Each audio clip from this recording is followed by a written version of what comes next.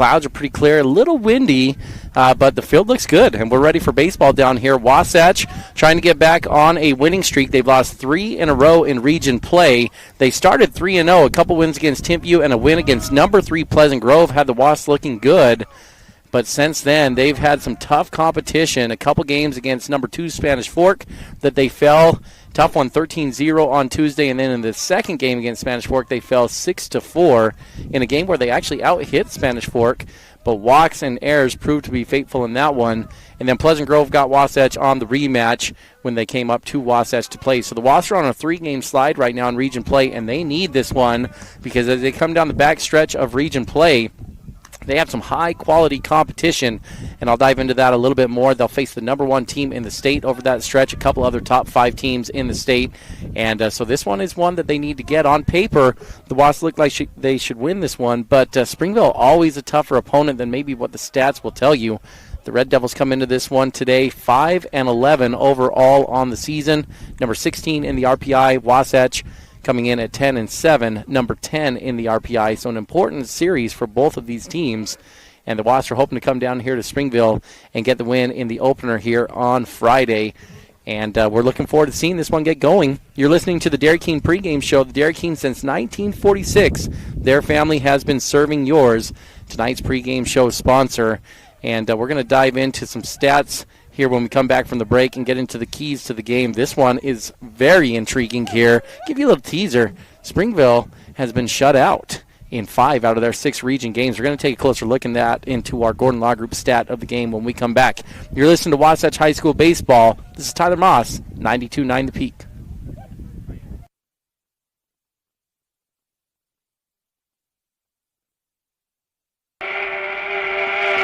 Are you ready for lunch? Well, the Dairy King, home of the train, is serving the best food with friends and family in the Valley and have been the winner of Best of State for 20 years. They've recently been named the best of Utah for their milkshakes. You've got to try their delicious train burger with an Oreo shake. They also have those yummy salads that just hit the spot or a turkey breast sandwich that tickles the taste buds. They've proudly been serving the Heber Valley for 78 years at the Dairy King, home of the train, serving deliciousness daily. Stop in today.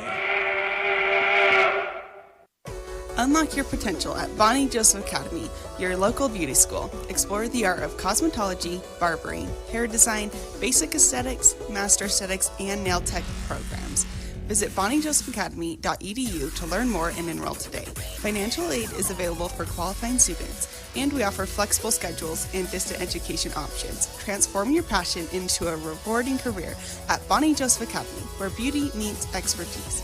Bonnie Joseph Academy, Heber City. 5, 4, 3, 2, 1.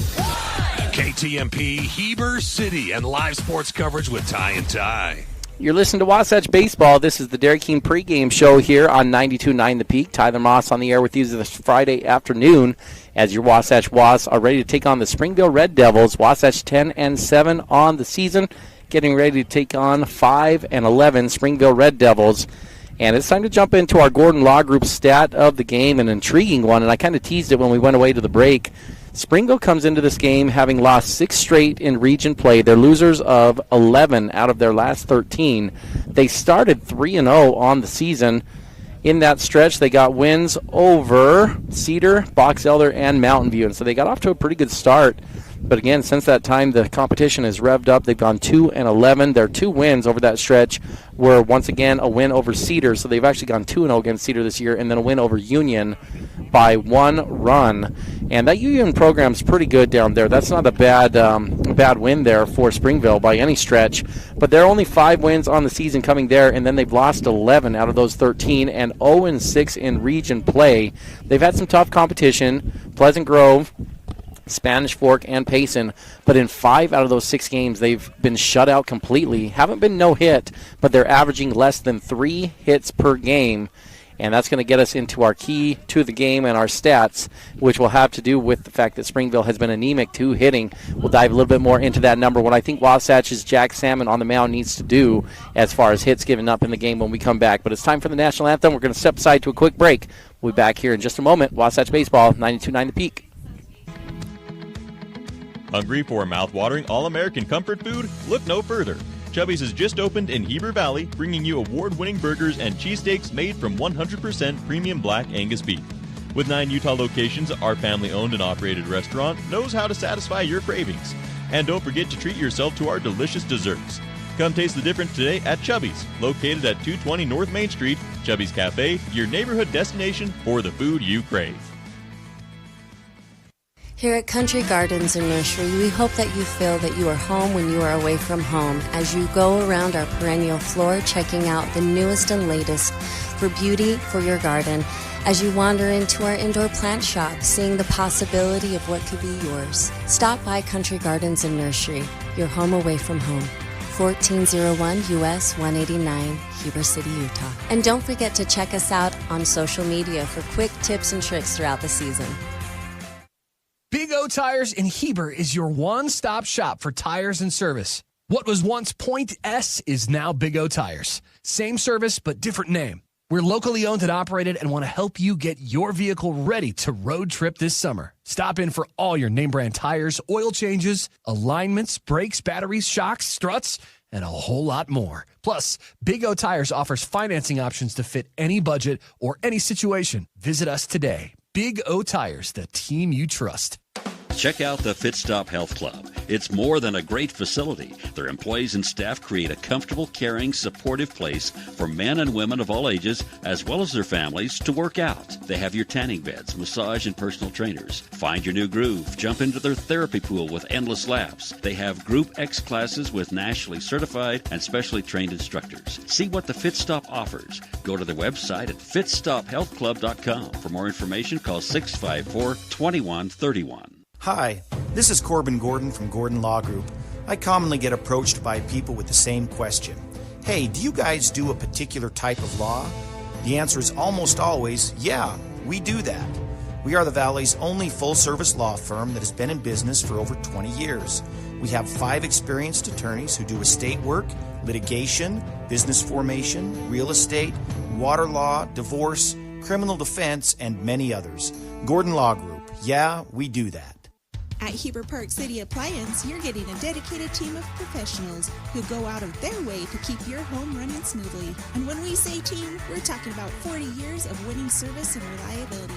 We're here to boost your at-home satisfaction long after your purchase. So when it's fourth quarter and your fridge goes out, oh man, be confident knowing we're a team that will go the distance for you. Heber Park City Appliance in Heber City. Visit us online at HeberAppliance.com. 5, 4, 3, 2, 1. KTMP Heber City and live sports coverage with Ty and Ty. Time for Wasatch baseball on this Friday afternoon. Wasatch Wasps down at Springville High School today. A late switch because of the weather. Has what was once a home game on the road. Then the Wasps will play at home on Tuesday against Springville in the second game of that matchup. And we've been talking a little bit here on the Dairy King pregame show about some numbers and some stats coming into this one. Springville averaging less than 3 hits per game in region play. Now, they've faced some of the best pitching that you're going to see in region play. Wasatch, for example, when they played Pleasant Grove, they dodged Pleasant Grove's ace in Henry, who's an Arizona State commit. Springville didn't dodge him, but you know what? That was actually the game that Springville got the most hits in region play. They got 4 hits off of Henry in 6 games. So it's not like this team can't hit, but they've struggled to get hits in region play. And with that number being 3 or less than 3, for Springville, I think if you're Jack Salmon, really the name of the game is simply throw strikes against this Springville team. They have not proved yet in region play that they can beat you by out-hitting you. And so you just can't have walks. And Salmon, he's got the best ERA on the team for Wasatch this year, 1.62 as far as the ERA. But he does give up about 4 walks every 7 innings. So he needs to get on the mound and pump the zone. And I think Wasatch should be in a pretty favorable spot at the end of this one if Jack can get on the mound and throw strikes. That's your Smiles by Design keys to the game here today. Smiles by Design, previously known as Dorius Dental. They offer no surprises of dental treatment. Learn more at smilesbydesignutah.com. Jack Salmon going to lead it off here for Wasatch today. Austin Brown will hit next, and then Royal Matthews hitting 3 for Wasatch. That's your lineup coming in. And Red going to be the starting pitcher here for the Red Devils. He's going to start off with a breaking pitch that's on the plate, and we are underway 1-0 after a ball there from Springville to get things going. Red's a nice player. We've seen him against the Wasps over the last couple seasons. Really has been the best arm for Springville. There's ball 2 inside, brushing Jack off the plate a little bit. This is the ace, though, of Springville. When they need a win, they're looking over here to him. Ball 3, though, going low. And Salmon starting off well here. Should be able to be patient and wait to get something that he likes in this at-bat. Wasatch would love to get the leadoff man on. Strike one, fastball in there for a strike. Got a couple different Red and Reed on this team that can be a little confusing. Red, number 17, has a 7.4 ERA for the Red Devils this year. There's a fouled off pitch. We've gone full on a fastball running up and in on Salmon. 5 appearances on the season here for Red. A senior for the Red Devils on the season. Averages about 7 strikeouts per 7 innings. Full count pitch. A little up in the zone. Salmon has that thing in play. It's a flare ball out to left field and enough air underneath it that the left fielder is going to be able to come underneath that and make the grab for out number 1. So Red comes all the way back after going 3-0 to start, and he gets Salmon to fly out to left. 1 away as Austin Brown will step up to the plate here.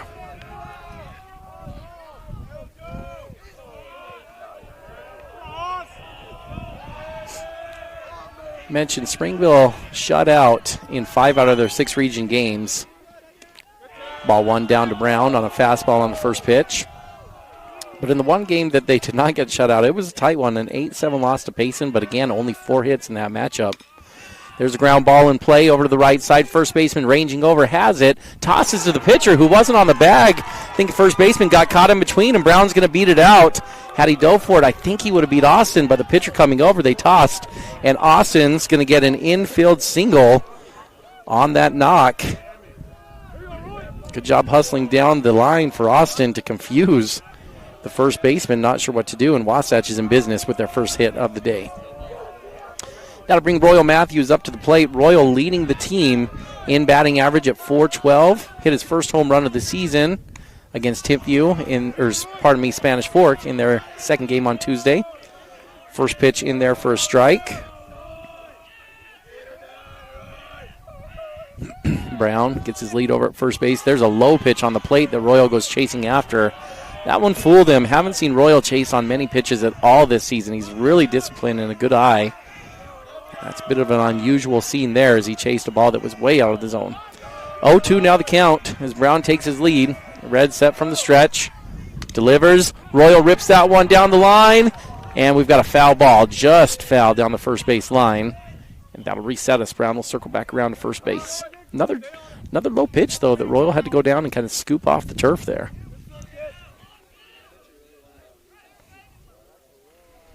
Matthews coming into the game, mentioned he hit his first home run of the season. He's hitting .412. Also leads the team in hits, 21 hits on the season for Royal to go along with 14 RBIs. There's the 0-2 pitch, fastball outside, ball 1. That'll move us to 1-2. Matthews, .412 batting average, 21 hits, 14 RBIs, 15 run scores. Another foul ball there from Matthews. Spoils a pretty good pitch on the outer half of the plate. Brown still staying over there at first base. No motion to this point in the ball game. Waiting on deck is Braxton Fowler. Red delivers that one down, bouncing in front of the plate. Royal watches it go to the back. 2-2 now the count. Already a pretty good at bat here, though, for Royal. Working this one pretty deep in the count. Red sets, fires. That one a fastball up and away outside for ball 3.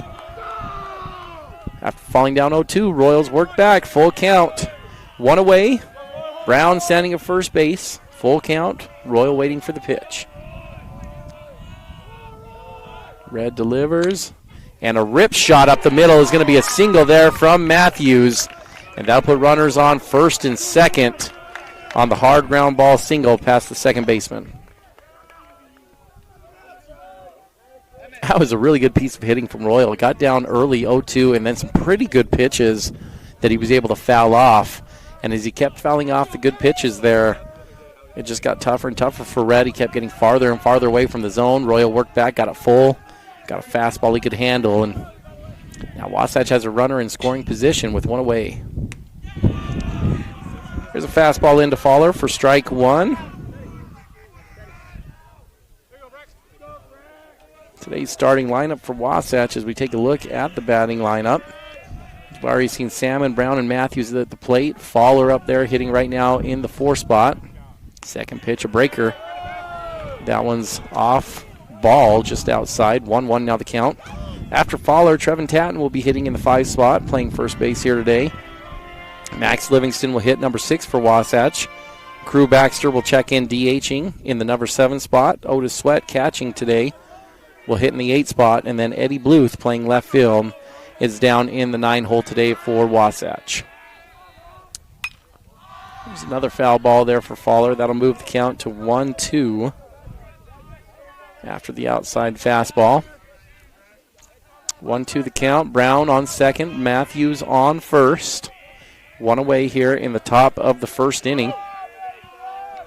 Failed to mention as well, Will Winterton will be playing second base today with Salmon pitching. Winterton will not be hitting, though. That's who Crew Baxter is DHing for today for Wasatch. Red takes a couple looks out at second at Brown. Fires a breaker. That one hits in front of the plate. And Faller's going to watch that one go by back to the catcher. Good stop behind the dish there by Hansen, who will be catching for the Red Devils today. Springville in their all-red pinstripes. It's been a common theme. We've seen the all-orange pinstripes from Timpview as well. There's a foul ball from Faller on the 2-2 count. Fastball raising up and in that he fights off. Wasatch going to wear their yellow unis with their white pants today.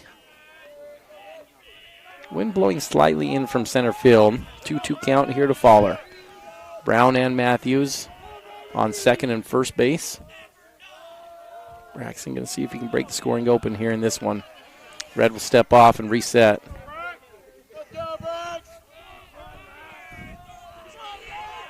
One look at second. Now a second from Red. Trying to hold the runners. Brown's going to go. Pitch is outside and no throw as there was a bobble behind the dish by Hansen and a double steal from Wasatch with Brown and Matthews advancing. And our count moves to full. 2 ducks now on the pond for Faller. And a base hit should score 2.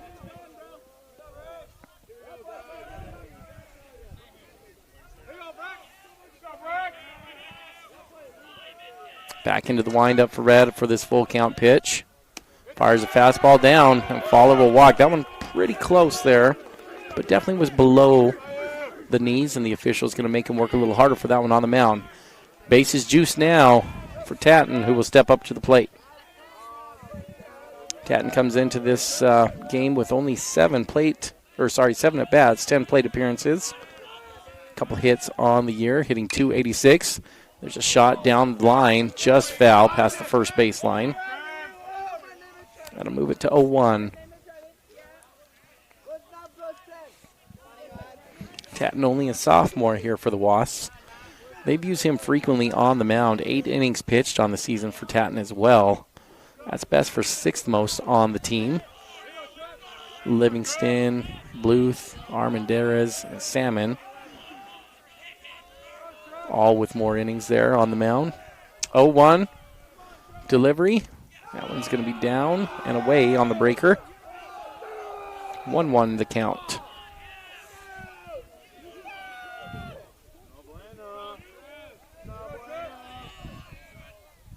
The 1-1 pitch. Another curveball. That one up in the zone. And ball 2 as it misses high. Bases loaded for Tatton. 2-1 count. Fastball by him. Swing and a miss. Move it to 2-2. In the top of the first inning, 1 away. 2-2 count. Tatton with the bases loaded. Pitch. And fouled off down the first base line again. Wasatch has spoiled a lot of 2-strike pitches here in this inning from Red. He's already up to 28 pitches in the inning. No runs have scored, and only 1 out has been retired. Credit here to the Wasps for battling deep into the count. Another 2-2 pitch. Curveball, going to go for strike 3. A little bit up in the zone, but the official's going to say it caught the top of the zone. And Tatton will go down looking on that one. And it'll be left up to Max Livingston to step up to the plate to see if he can get the scoring going. 2 outs, bases loaded. Livingston steps up to the plate. Livingston had himself a nice day against Spanish Fork, hitting his second home run of the year, hitting .359 on the season. 12 RBIs for Livingston. Do a few more here. Fastball, ground ball to third, right at the third baseman. He's going to gobble it up and step on his bag for the final out. So Springville works out of the jam. Wasatch had bases loaded with 1 out, but failed to score. Step aside for a moment. Head to the bottom of the first when we come back. Hey, it's Nicole from Mountain Refined. I wanted to take a moment and invite you to visit our showroom. We are locally owned and operated with the largest selection in Wasatch County. In our showroom, you will find everything from bedding, home decor, gifts, jewelry, beautiful furnishings, and even flooring. We even have a large selection of protein powder. It won't take you long to find out what everyone's talking about. We can't wait to meet you. See you soon. We're located at 480 North Main Street in Heber City. Chad here from Mountain West Trailers. With over 20 years in business, we know you value strength and reliability. Whether it's for work or play, our dumping equipment trailers are built to last. Enclosed cargo trailers for business and fun, or open utility trailers for everything in between. With expert sales, parts, and repairs, we've got you covered. Haul it all, big or small, because Mountain West Trailers is always right behind you. Visit us at mountainwesttrailer.com or stop by at 1470 South Highway 40 here in Heber City, Utah. 5, 4, 3, 2, 1. KTMP Heber City and live sports coverage with Ty and Ty.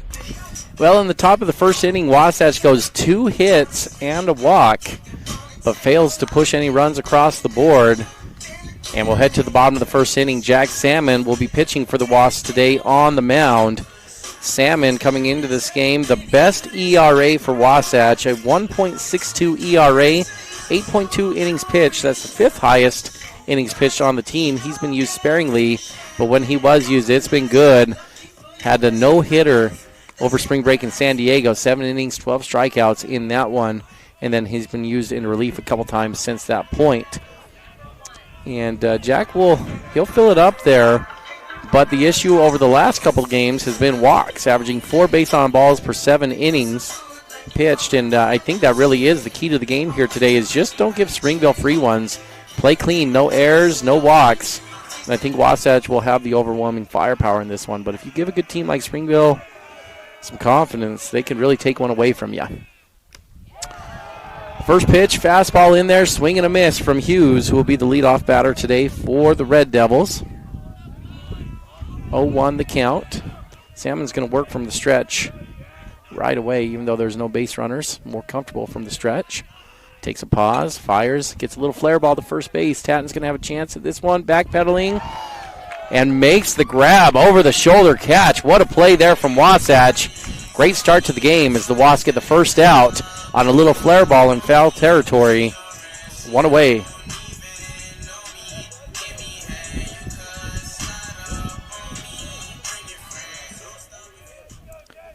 Stepping up to the plate for the Red Devils will be Torres. Salmon goes fastball to Torres, but that one's outside for ball 1. Torres hitting .419 on the season for the Red Devils. A real threat here. And several extra base hits. 1 home run, 2 doubles on the year. Second pitch in there for a ball as well from Salmon. 18 hits and 16 RBIs on the year here for Torres. Easily leading the team in extra base hits for Springville. And that one's going to go off the shin. Hit by pitch, and that'll give a free one over here to Springville as Torres will head down to first base. First base runner of the game there for the Red Devils. That'll bring the catcher up to the plate, Hansen, who's hitting .386 on the year with 12 RBIs. Only 1 extra base on the season, though,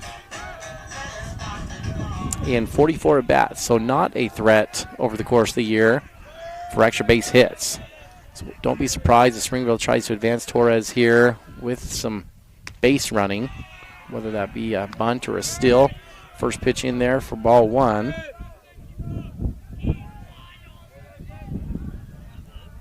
.1-0 the count, 1 away. Torres gets his lead out at first base. Salmon working from the stretch, takes a check. He's going to go another one off the shoulder. That's the second hit by pitch, and Hansen will walk down, and that'll put runners on first and second.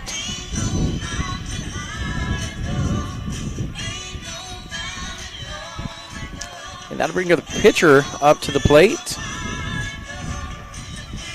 Red hitting .341 on the season.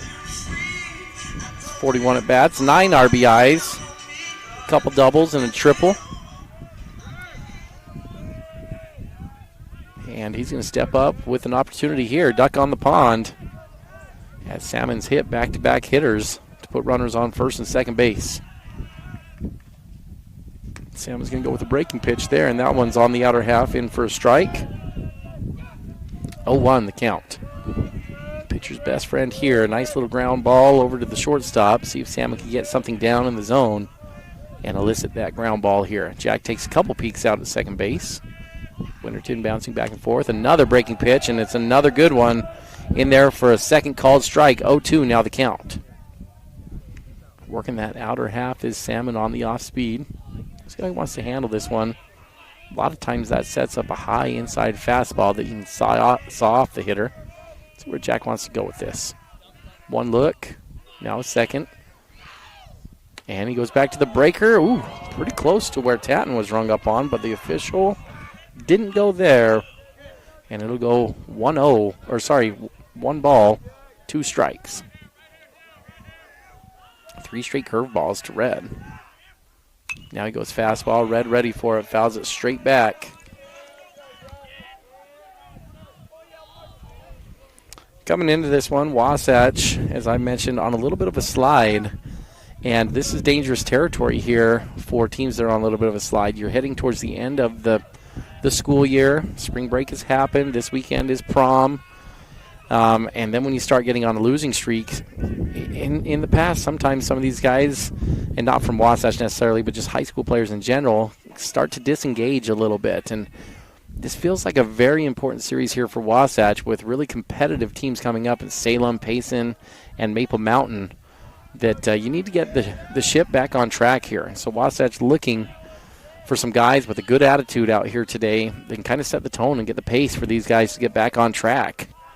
Otherwise, seen it before where seasons can derail halfway through, and what once was a promising season. There's another hit by pitch. Fastball up and into the back of Red. And Salmon's hit the first 3 batters to load up the bases. Hit 3 straight batters. He retired the first batter, so we do have 1 away, but he's hit 3 straight to load up the bases. That'll give Springville an opportunity here. I mentioned they've been shut out in 5 out of 6 region games. Runs have been at a premium. They scored 7 in their game against Payson, but that was only on 4 hits.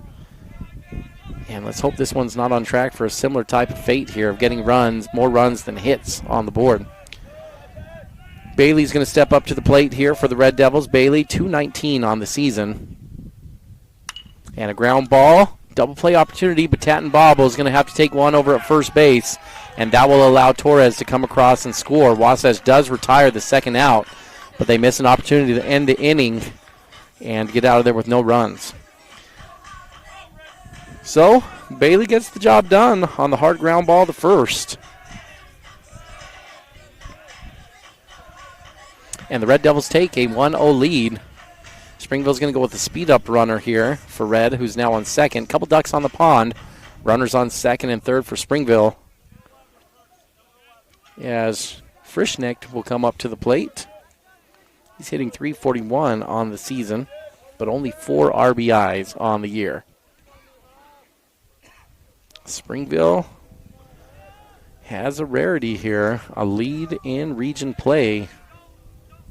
0-6 on the season there. Salmon goes with a breaking pitch. That one just a little too far outside. 1-0 the count. It's only the second time in region play that Springville has found themselves in front. That fastball up high for ball 2. Springville took a 5-1 lead over Payson in their second game before the Payson Lions came back and scored 7 in the bottom of the 5th to beat Payson 8-7 in that one. There's a foul ball. off the first base side. That'll make the count 2-1.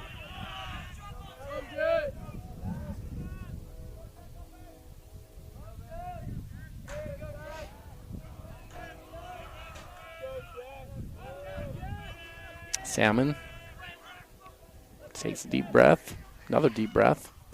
Now we'll deliver, fouled straight back again for strike number 2. 2-2 count, 2 outs. Wasatch trailing 1-0 to the Red Devils here in the bottom of the first. Salmon looking to minimize the damage. Fires and gets another ground ball to first. Tatton all over that, gobbles it up, and he'll step on the bag for the final out. So Tatton gets all 3 balls hit his way for the outs here in the first inning, and Wasatch will minimize the damage. A good job from Salmon to only give up 1 on 3 hit by pitches in the inning. So Springville goes 1 run on no hits, and we'll head to the top of the second inning here after this. Hey there, Heber City. Are you tired of dings, dents, and scrapes ruining the beauty of your beloved vehicle? Look no further than Robards Collision, the ultimate destination for all your auto body needs. At Robards Collision, they've been offering top-notch collision repairs and outstanding customer service. Their team of expert technicians is passionate about bringing your car back to its original glory, no matter the size of damage. Their state-of-the-art facility is equipped with cutting-edge technology, ensuring precise and accurate repairs. They handle it all with precision and care. Timberline Ace Hardware is committed to helping their neighbors and their communities, and because they're in the neighborhood, they can deliver almost anything you need. So shop in store or online for whatever your home or yard needs. Choose from top brands like Milwaukee, Stihl, Traeger, and Benjamin Moore. Then pick up in store, curbside, or they'll deliver your order right to your home. Around the block, what you need in stock with people that know how to help. Timberline Ace Hardware, serving the community for over 50 years. Ace is the place with the helpful hardware, folks. 5, 4, 3, 2, 1. KTMP Heber City and live sports coverage with Ty and Ty. Top of the second inning brought to you by Mountain West Trailers, who knows you value strength and reliability. Our utility trailers are built to last. Enclosed cargo for your business, dump trailers for tough jobs, or open trailers for everything in between. Haul it all, big or small, because Mountain West stands tall. Visit them at mountainwesttrailers.com. Wasatch trailing 1-0 as we head to the top of the second inning. Crew Baxter will step up to the plate, takes ball 1. Wasatch worked 30 pitches on Red in the first inning, but couldn't get any runs across the board. Baxter clobbers the ball to right field. That one's got a chance, backing up the right fielder, and bounces just in front of the fence and up and over for a ground rule double. Crew Baxter smashed that ball, and this is actually the field where he has his lone home run of his high school career, and it was a very similar looking ball there that he just got the bat head around on and hammered to right field. That's a great start for Wasatch. Their third hit of the ball game already. Wasatch is looking for a quick response after Springville took the 1-0 lead. Otis Sweat stepping up to the plate. Bluth waiting on deck. Red goes curveball there in there for a strike. 0-1. It's a nice little pitch there from Red. One of those that I feel like from my angle started at the zone, the very bottom of the zone when it hit the plate, and then dove down at the end. And it looked like a tough pitch to hit there for Otis. 0-1 the count. Pickoff move, second base, but no throw from Red, as Baxter will slide back in.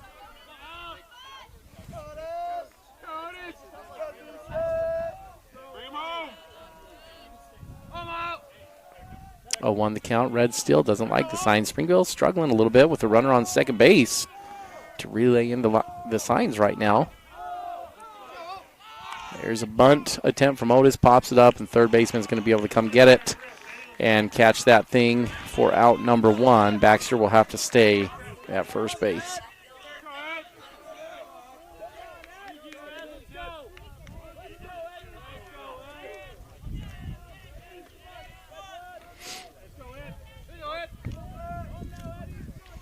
Bluth will step up to the plate here today for Wasatch. Moving down in the lineup. Coach seeing if he can get him a few more fastballs to hit here at this point. Eddie checks in, hitting .250 on the season. 5 RBIs, 3 doubles on the year. Foul ball for strike number 1 on the first pitch. Torres floating back and forth between second base and shortstop. Now Red delivers. Another swing and a miss. Baxter's going to try to advance on the ball down in the dirt, and he's in there safe on the throw that was a little high. Tag couldn't be put down. That's good aggressive base running from Crew. A gamble that pays off for Wasatch that gets the runner over to third after the failed bunt attempt from Sweat. 1-1 now the count. Pardon me. 0-2 the count after the swinging miss there from Bluth. Red delivers and swing and a miss for strike 3 from Eddie, who goes down, and that'll bring us back to the top of the lineup. And Salmon will see if they can go to work with 2 outs. It's not been something that's been hard for Wasatch this season. Produced a lot of runs with 2 outs on the year. In fact, about 50% of their runs coming across with 2 outs this season. They need it here if they want to tie this one up.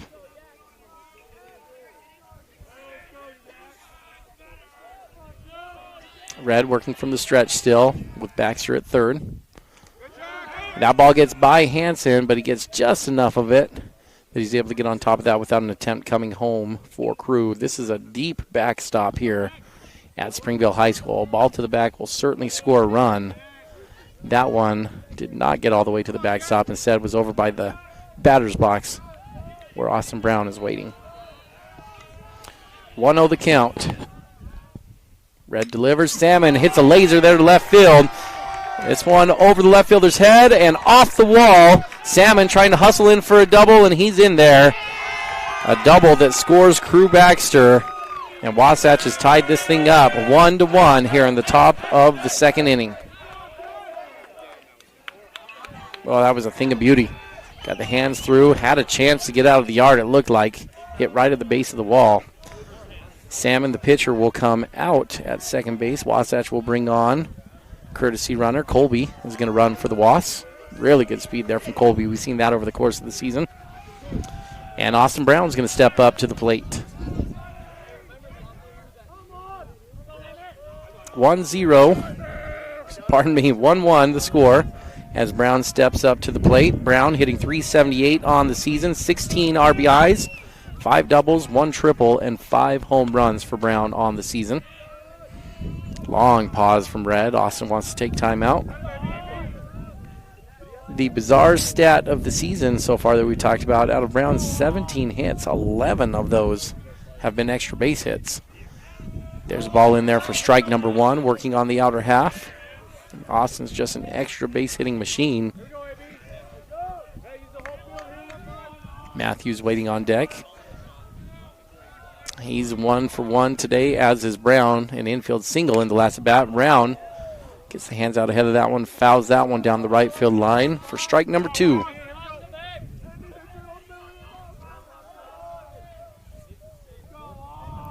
Wasatch already 4 hits on the day. Brown, Matthews, Baxter, and Salmon. That one in for ball 1. Down in the dirt.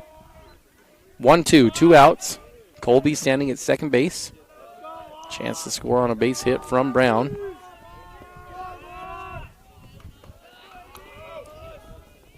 Red shakes off a couple signs. Taking a while to get the sign in. Now he gets it. Comes set. Takes one peek. Delivers home. And Austin fouls that one off. Just gets a piece of it. So stay alive.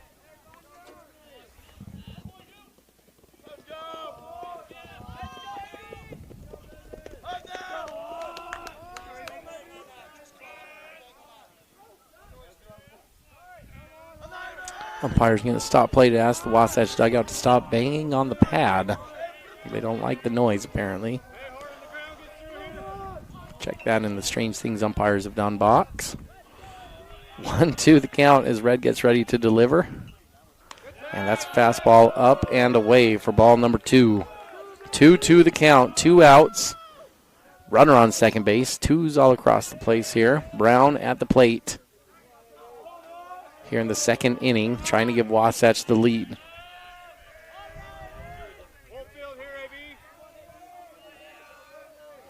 Again, Red taking a while to get the sign in. He's going to step off. It's been a struggle here in the first couple innings for Springville when Wasatch has a runner at second base. Really struggle to get the pitch call in. Here again, taking a long time. And Red's going to step off again. Austin will step out of the box, and everyone will just take a deep breath and try to reset here. Back we go, 2-2 the count. Red's got a sign he likes this time. Takes a peek back at Colby, fires home. Brown chops one over to first base, similar to the one in the first inning. But that time, it's going to be handled, and Wasatch is going to be retired. And that'll end the threat in the inning. Bailey takes care of it. But Wasatch will go 1 run scored on 2 hits in the top of the second inning and tie this thing up 1-1 as we head to the bottom of the second. You'll always find the best deals and expert service at your local Napa Auto Parts store.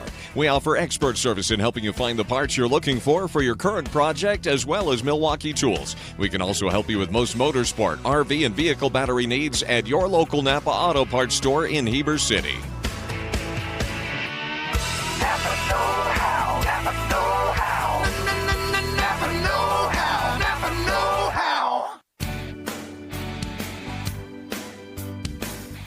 Teens report that parents are the #1 influence in their children's lives about decisions to not use alcohol, marijuana, or vape. Take a few minutes every day to talk to us about things we like to do.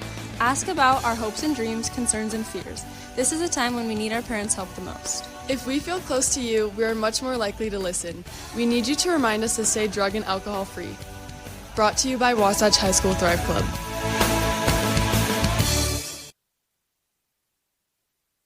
And now, back to the action. Wasatch High School Sports on 94.5 The Peak.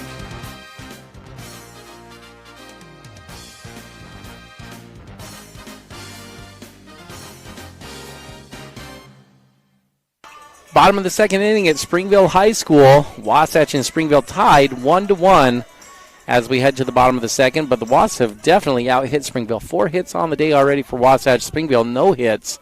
They got their run off of 3 hit-by pitches and a ground ball that was an out but did score a run. And that's how we've gotten to this point. Tied up at 1. Lyman is going to step up to plate for the Red Devils. Salmon starts with a ball to him. Fastball outside. Ready to go here for pitch number 2. That's another fastball outside for a ball. 2-0 the count.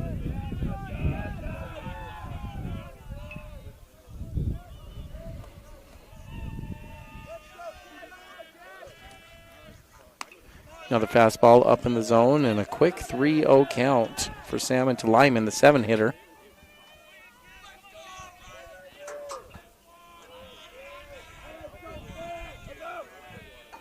Sweat gives the target to Salmon. And that one's in there for a strike. 3-1 now the count.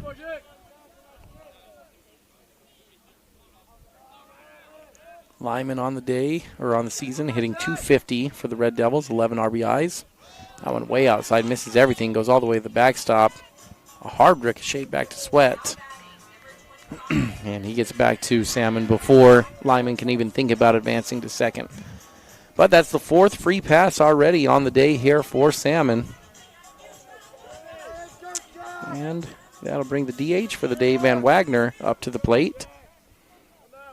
Van Wagner hitting .071 on the season. He has 1 hit on the year out of 15 plate appearances. And they're going to bunt him, and he gets a good one down straight back to Salmon. Salmon fires to second, and low throw gets away. Winterton can't handle it. It's into center field. He chases it down, but the error there from Salmon on the throwing error will allow Van Wagner to reach base, a guy who is hitting well below 100. Springville has had 5 base runners, and none of them have earned their way on to this point in the game.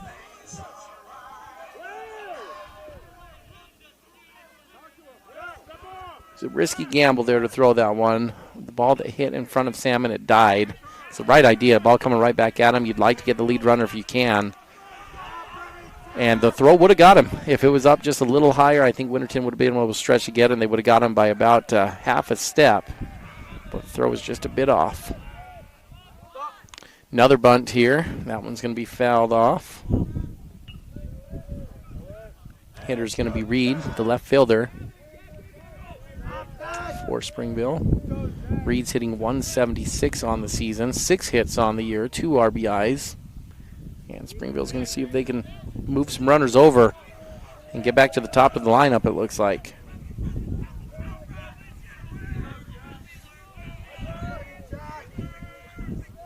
Oh, 1 the count, nobody out. Runners on first and second here for Springville. Bottom of the second inning. Salmon working from the stretch, fires, and it's another bunt. This one down the first baseline, and it's a good one. Tatton missed him. That's a fair ball. Tatton missed on the tag, and you're going to have another error that allows another runner to get on. Trevin just got lost. He picked that thing up about 20 to 30 feet down the first baseline, and he thought about firing it to third. And as he was looking at third, Reed ran right by him. I mean, he could have just reached out and touched him without even having to stretch all the way. And instead of tagging him, Reed's in there to first base. And just like that, the bases are loaded. Eerily similar fate here to the first inning where bases are now loaded without any hits on the board.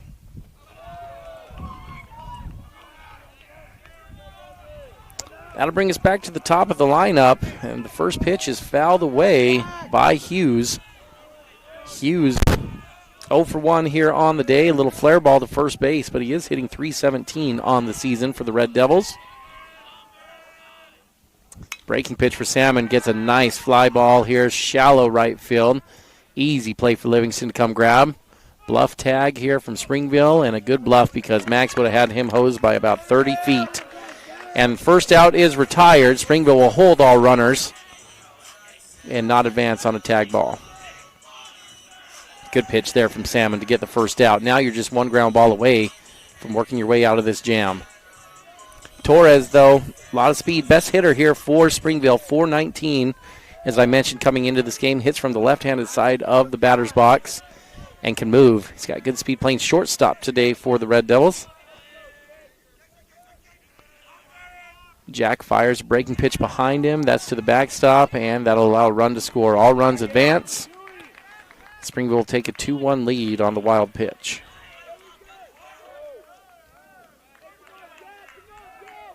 Other runners advance as well. So 2 ducks on the pond here for Torres now.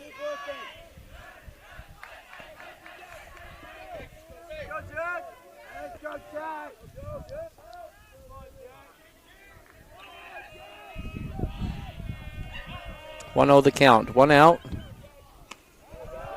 Swing and a miss for strike 1. Salmon burns the fastball past Torres. 1-1 the count. Wasatch is going to bring the infield in on the cut of the grass. That one a good pitch just off the outside for ball 2.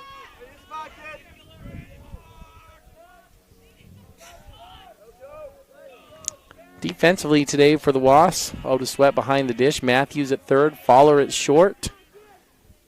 There's another breaker inside for ball number 3. Winterton playing second with Salmon on the mound today. Tatton at first, Eddie Bluth in left field, Austin Brown in center, and Max Livingston in right field today for Wasatch. 3-1 the count. Salmon.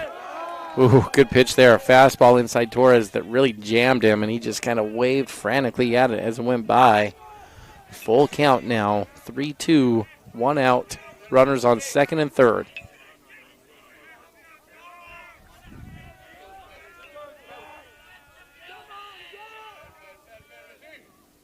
And that one too far inside for ball. Ball 4.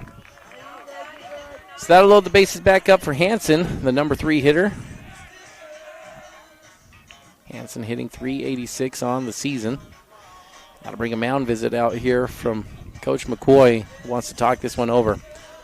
So 1.1 innings into this one. Salmon has 34 pitches, hasn't given up a single hit on the day. 2 runs across the board, 2 base on balls, 3 hit by pitches, and to compound that issue, 2 errors as well. So Wasatch has already given 7 free passes in this game. In a game where we kind of highlighted in the pregame, the clear key to the game was to play clean and not give free passes here to Springville. And in fact, Coach McCoy's seen enough. He's going to make a change before this gets too far out of hand. Salmon's going to come out of the game, and Becker is going to come in and try to hold the damage here. 2-1 is the score. Salmon comes out. He'll head to second base. Becker will come in and throw for the Wasps. It's 2-1. Wasatch trails. Bases loaded. 1 out. Bottom of the second. Back after this. A UCCU home equity line of credit puts your home's equity to work for you. Finish your basement or yard and raise your home's value. Pay off higher interest, help with college or weddings. It's peace of mind knowing that you have a low-rate line of credit ready for whatever, whenever. UCCU will also provide you with a home equity Visa card, giving you instant access to your equity. Learn more or start your application today at uccu.com or stop by any branch. UCCU. Love where you bank. We at Guild Mortgage help people build personal wealth through real estate, be it your first home, next home, dream home, or investment property. At Guild Mortgage, we help you refinance for that lower interest rate, shorter term, or home remodel. At Guild Mortgage, we help you plan for retirement by owning multiple investment properties and can even add to your retirement plan with a reverse mortgage. We at Guild Mortgage believe everyone can own what matters.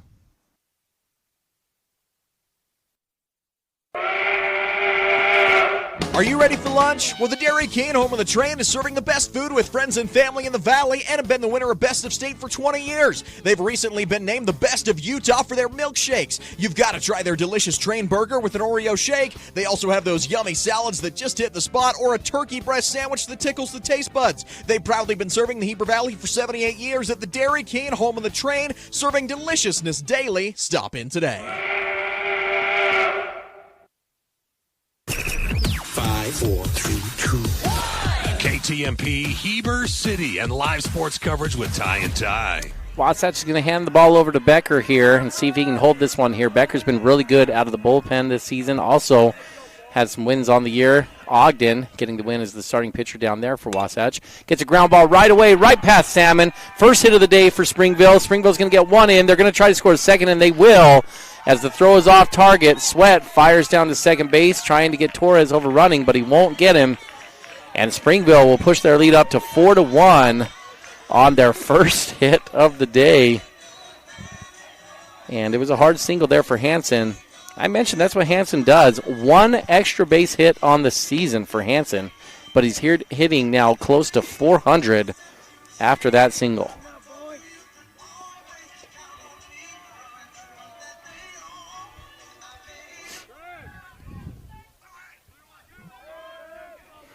Four to 1 the score. Springville leading over Wasatch. Bottom of the second inning. Becker now on the mound. Becker fires a fastball in there. Good pitch down and away in for a strike. 0-1.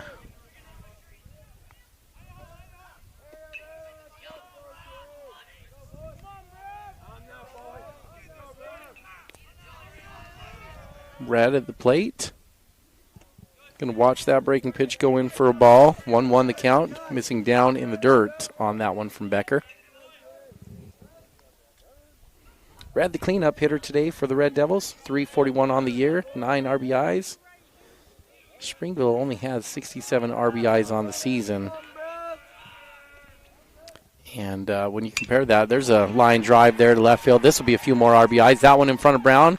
Rounding third. Brown firing home, but not going to be in time as Springville will take a 5-1 lead on the single there from Red. Well, so that'll bump up the RBIs to 68 now on the season here for Springville. You look at how that compares. Wasatch has 119 RBIs on the season coming into this game. But Springville's hot right now. They've got it going, and Wasatch needs to stop the bleeding.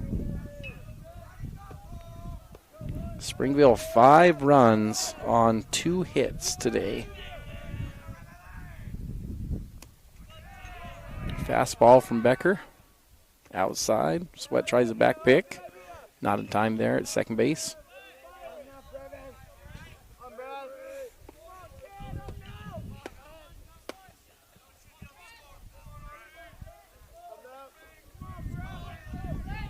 Bailey at the plate.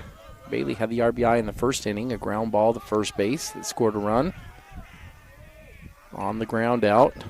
Becker takes a couple looks at second, gets another ground ball over to the right side. Late hands from Bailey on that swing.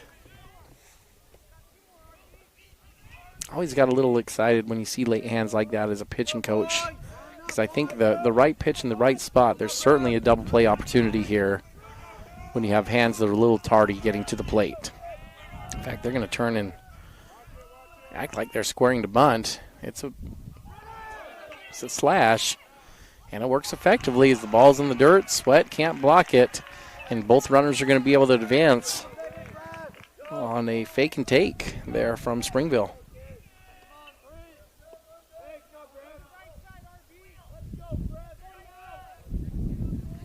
2-1 count. Runners on second and third, one away. Wasatch trailing 5-1. And there's a flare ball here. See if it stays in play. First base foul line. Tatton tiptoeing and makes the grab up against the fence. Good play from Tatton. He's been busy today already. 4 putouts for Trevin over there at first base. He's got 4 out of the 5 outs for Wasatch in this game. That's a big one. Wasatch gets the second out. Becker trying to work out of this inning. Took over with the bases loaded and a score of 2-1. Gave up 2 straight singles to allow 3 runs to come across. Now gets his first out of the inning. Frischnick will come up to the plate. Becker, fastball, fouled away down the third base line. Frischnick ready for that one. He's hitting .341 on the season.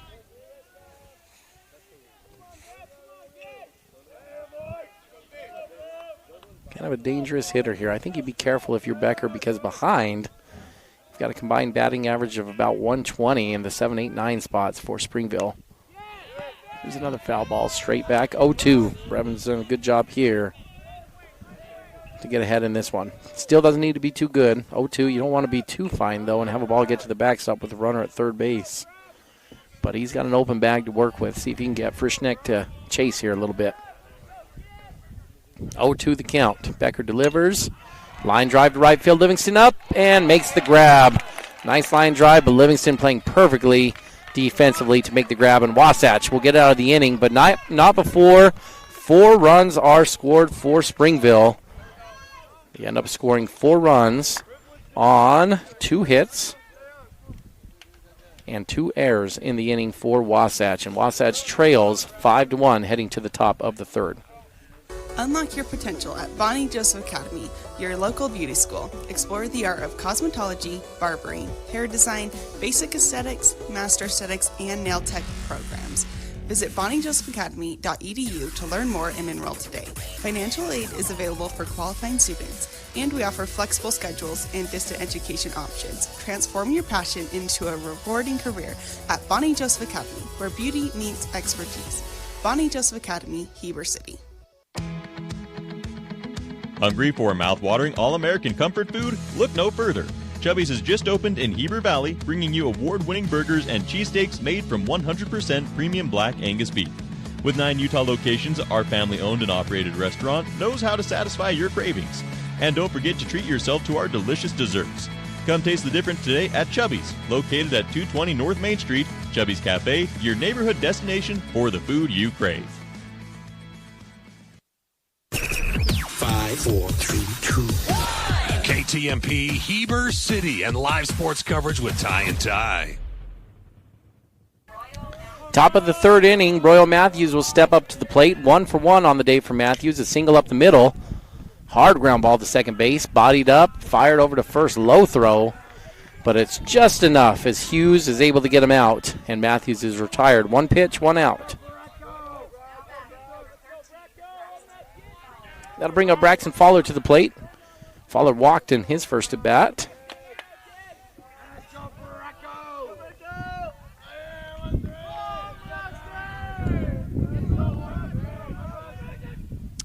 Red fires a fastball inside for ball 1. Start things off to Braxton. Fowler's been in this 4 spot, hitting for Wasatch all year long. And that's why a line drive laser there to left center. Braxton rounds hard at first, but he's going to hold up there. Good cutoff from the center fielder to keep Fowler to a single on that one. Wasatch has their first runner on in the inning. Their 5th hit on the day, though. Wasatch has swung it well. I think runs are to be had in this one for Wasatch. They just haven't got the hit with runners in scoring position that they've needed. Loaded the bases up a couple times. Fowler hitting now .410 on the season after that at bat. Pickoff move back to first base. Braxton in there. Plenty of time. That'll bring Tatton up to the plate.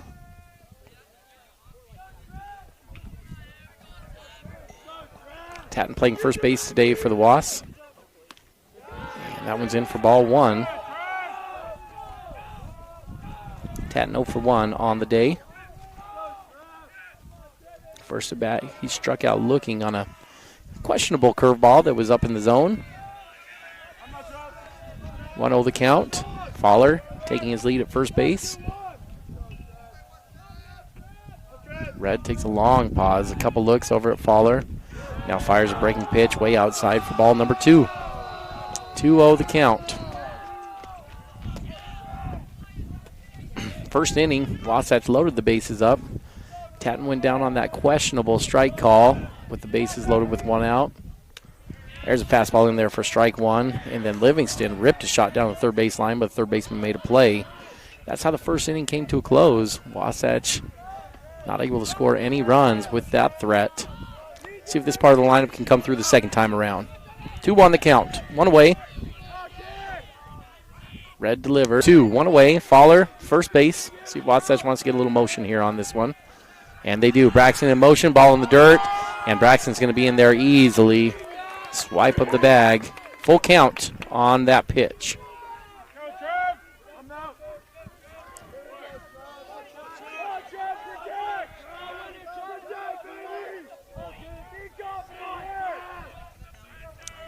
Count is full.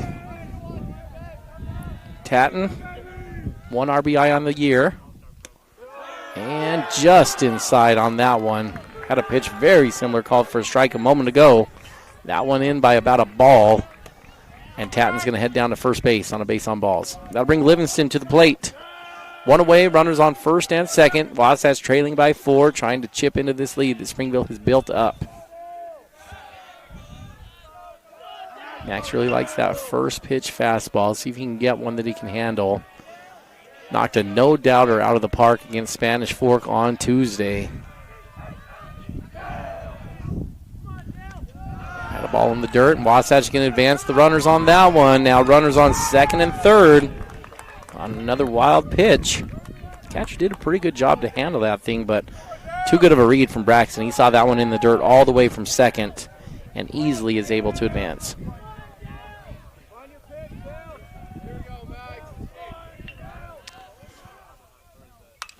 There's a ball flared into right field. Should be enough to tag, and Fowler is going to tag. Going to have a play at the plate. Fowler is in there. So the sac fly from Livingston scores 1. Wasatch will make it a 5-2 game. Tatton stays at second base and does not advance, which is not too big of a deal on this one here. Should be in scoring position on a hit anyway with 2 away and already at second base. And Livingston gets the RBI sac fly. That'll bring Crew Baxter to the plate, who had a ground rule double in the first inning to right field. Red delivers, gets Crew to swing over the top of that one. Looking a little off balance on that one. Don't know if Crew was looking for a different pitch, but he'll get another crack at it here. 0-1 the count. Baxter, 10 RBIs on the season. Ground ball, slow roller to first base.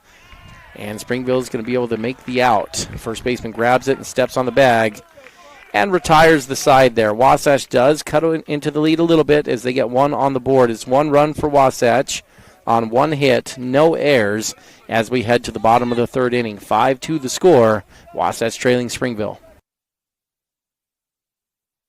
Here at Country Gardens and Nursery, we hope that you feel that you are home when you are away from home as you go around our perennial floor checking out the newest and latest for beauty for your garden as you wander into our indoor plant shop, seeing the possibility of what could be yours. Stop by Country Gardens and Nursery, your home away from home.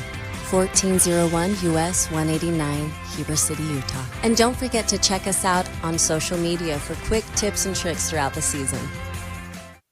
Big O Tires in Heber is your one-stop shop for tires and service. What was once Point S is now Big O Tires. Same service, but different name. We're locally owned and operated and want to help you get your vehicle ready to road trip this summer. Stop in for all your name brand tires, oil changes, alignments, brakes, batteries, shocks, struts, and a whole lot more. Plus, Big O Tires offers financing options to fit any budget or any situation. Visit us today. Big O Tires, the team you trust. 5, 4, 3, 2, 1. KTMP Heber City and live sports coverage with Ty and Ty. Heading to the bottom of the third inning, it's been runners left on base as far as the story goes here today. Springville has left 4 guys on base. Wasatch has outdone that number. 5 guys left on base for Wasatch at this point as we head into the bottom of the third. There's a foul ball straight back. Lyman at the plate here. Becker trots back out for the third inning. Jack Salmon got the start, but just struggled with his command early on. Salmon left after 1.1 innings pitched. 3 hit by pitches, 2 base on balls. There's a bunt down the third baseline. Hits going towards foul. Wasatch not going to have a chance there. Sweat had to make a decision to grab it or see if it would bounce foul. He grabbed it, and it was too late as Lyman gets a bunt single and is able to get across there for a hit to start the inning. That is Lyman's 11th hit on the season.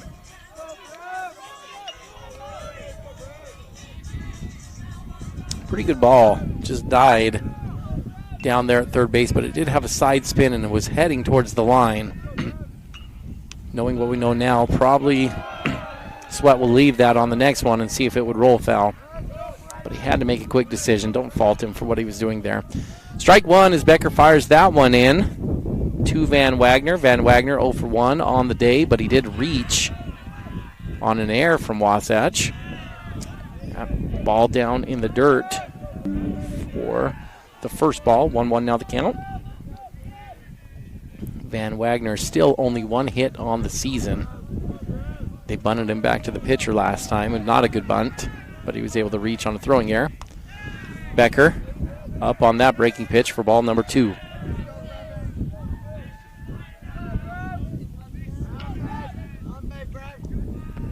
Long sign in from the coach there at third base for Springville.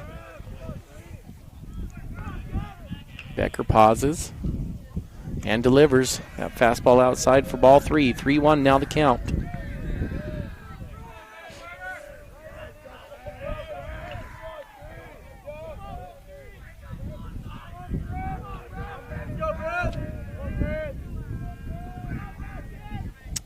And that one hits him. 4th hit by pitch on the day already for Wasatch. You've got 2 base on balls, 4 hit by pitches, and 2 errors for the Wasatch at this point. And that put runners on second and first. And it's the bottom of the lineup that's killing Wasatch for Springville so far in this one. 7 and 8 are 2 for 2 getting on base today. 9 is 1 for 1. As Reed will step up to the plate as the number 9 hitter. He'll try to make it perfect so far if he can reach base for Springville to see if the 7, 8, 9 hitters can continue to reach. Reed's going to bunt. Good bunt down the first baseline, right to Tatton. Same thing they had last time. Trevin, no doubt there, is going to put the tag on him and get the first one away, but that'll bring us to the top of the lineup. 1 away, runners on first and second.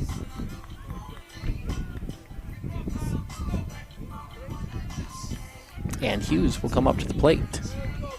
Hughes hasn't had a great day. Flare out to first base in his first at bat, and then a fly out to right field in his second at bat.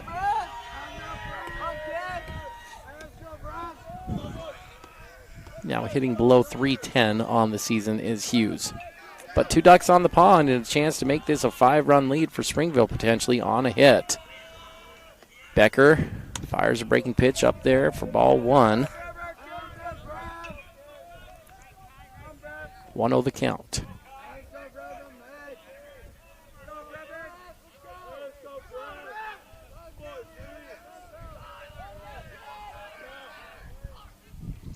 Fastball fouled away to the right side again. That one's going to get out of play and move the count to 1-1. You see it in the third at bat. Hughes is he's a push hitter, right-handed hitter from the right-handed batter's box. Both balls have been hit to the right side of the field, and that swing again dragging behind. See what Brevin can do with that. 1-1 count. Another foul ball off to the right side. That a good curveball that Hughes was able to spoil. 1-2 now the count. Wasatch has the infield in again. Salmon is at second. Now Winterton has come out. Fowler at shortstop. Matthews at third. And Tatton at first base. Becker, Sweat giving a high signal. And they go high fastball, and he hit him. Hit him again. 5th hit by pitch on the day for Wasatch. Now, we talked a little bit in the last at-bat. We were having a little bit of fun of what's the record number of hit by pitches in a game for one player. And it's 3 in the major leagues is what it was, 3 times. And I don't know what the record is as far as number of players hit for your team in a game. Have to dig on that one maybe a little bit between innings. But Wasatch not on the right side of getting curious about that number. Already 5 hit by pitches in this game. And we're only 2 1/3 innings into this one. Bases are loaded. Not the worst thing in the world, though, with the bases loaded. See if you can maybe get a ground ball and get a double play. But this is, again, the hardest guy to get a double play on here for Springville as Torres steps up to the plate. First pitch, fly ball here, shallow right field. Salmon backing up, and he's going to make the catch for out number 2. No tag. In fact, they called an infield fly on that one.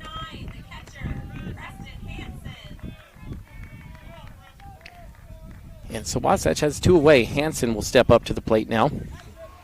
Hansen had a couple RBIs in his last at-bat, punched a rocket over to right field for the first hit of the day for Springville.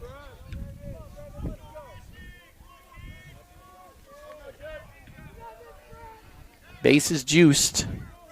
Becker comes set.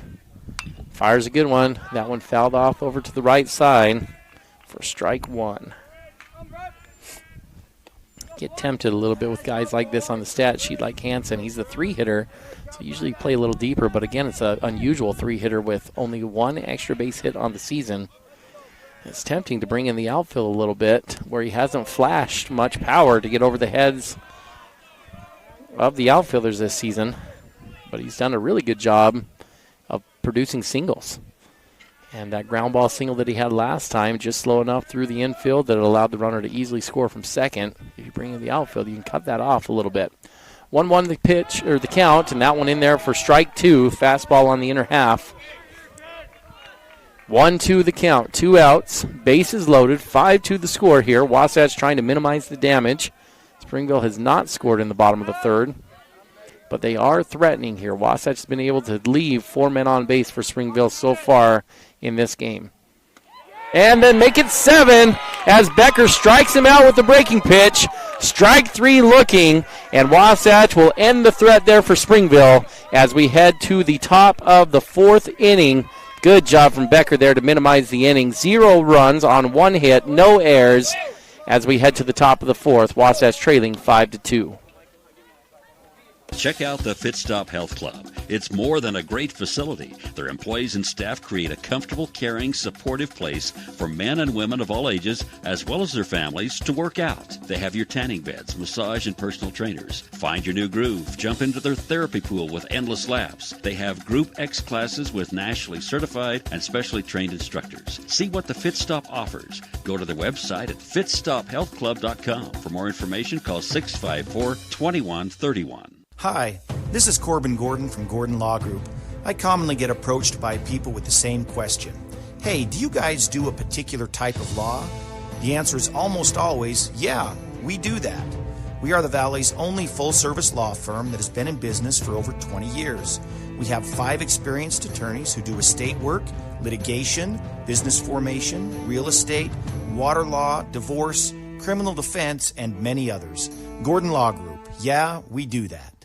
At Heber Park City Appliance, you're getting a dedicated team of professionals who go out of their way to keep your home running smoothly. And when we say team, we're talking about 40 years of winning service and reliability.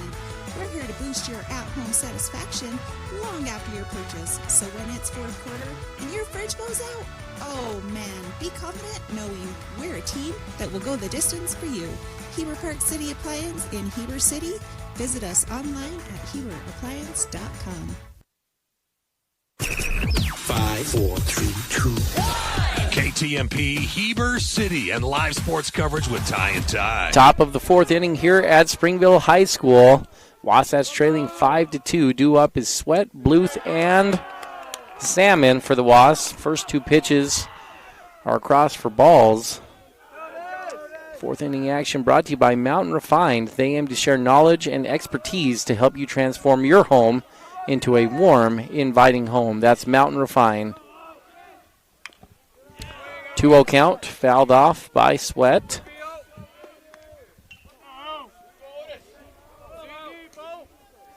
Mentioned, Springville came into this game a 5-11 record. They're losers of 11 out of their last 13. That one in there for a strike on the inner half. Sweat was backing off the plate there on that one. 2-2 now the count. Springville 0-6 in their region games.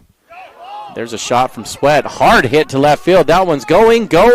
See you later, Senor Wilson, as Otis Sweat hammers a solo home run shot. And he is sprinting around the bases faster than I've ever seen him run before. He is juiced over here, Sweat. A no-doubter off the barrel, and Wasatch has made it a 5-3 game on the solo homer from Otis Sweat. That'll get the team fired up. Sweat has a lot of energy after that one, and Wasatch ready to get this thing rolling. That's what you needed there. It's going to get into the fact that Springville 0-6 in region play, shut out in 5 out of those 6 games. Spanish Fork beat them 9-0 and 12-0. Payson beat them 2-0 and 8-7. Pleasant Grove beat them 4-0 and 11-0. First pitch to Bluth was a ball. Second one in there for a called strike. In that game where Springville and Payson had one close, Springville had a lead very similar to this one. They led 5-1 in that one over Payson, and it was the 5th inning that Payson was able to score 7 runs. So Springville does have a little bit of a history of giving up runs in the later innings. There's a shot from Bluth, a laser to left center. That one is down and past the left fielder. Bluth's going to have extra bases. Rounding first, heading into second, and going to hold up there. And Wasatch starts off the top of the 4th with a solo home run from their 8th hitter, Otis Sweat, and a laser beam double to the wall from their 9-hitter, Eddie Bluth. And Wasatch is in business now, and the horses are starting to roll a little bit. That'll bring a mound visit out here from Springville. Going to talk to Red. Red came into this game with an ERA just below 7.5. Gave up 29 runs on the year. Only 21 of those have been earned. And he's only pitched 19 innings. So this guy will certainly give up runs. Teams have been able to score off of him. And Wasatch, frankly, has been the better team at the plate today. When you look at the stats in the box score, Wasatch 7 hits now on the day to Springville's 3. And we're only in the 4th inning here. Wasatch has actually swung the ball incredibly well. They've just left 5 guys on base in the first 3 innings. That'll bring us back to the top of the lineup. Salmon, Brown, and Matthews waiting. Nobody out. Bluth on second base. And Wasatch has their eyes on a big inning here. Like to break this one wide open.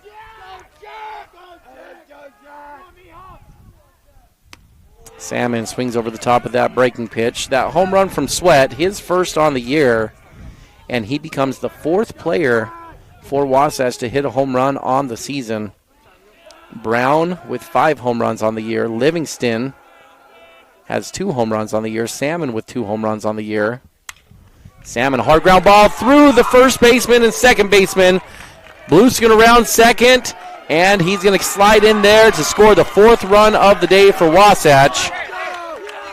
And Wasatch is right back in this thing. Salmon with the single, the 8th hit on the day for the Wasps. Salmon has an RBI there. And that'll bring Austin Brown to the plate. We'll try to keep this momentum going.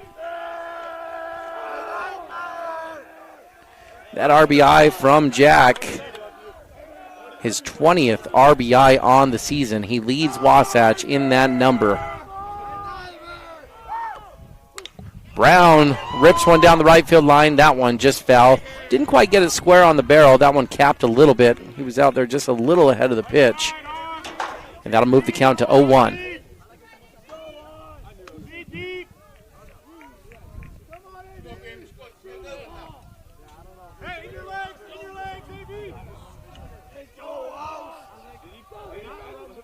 Salmon, runner at first base, gets his lead. That pitch just outside for ball one.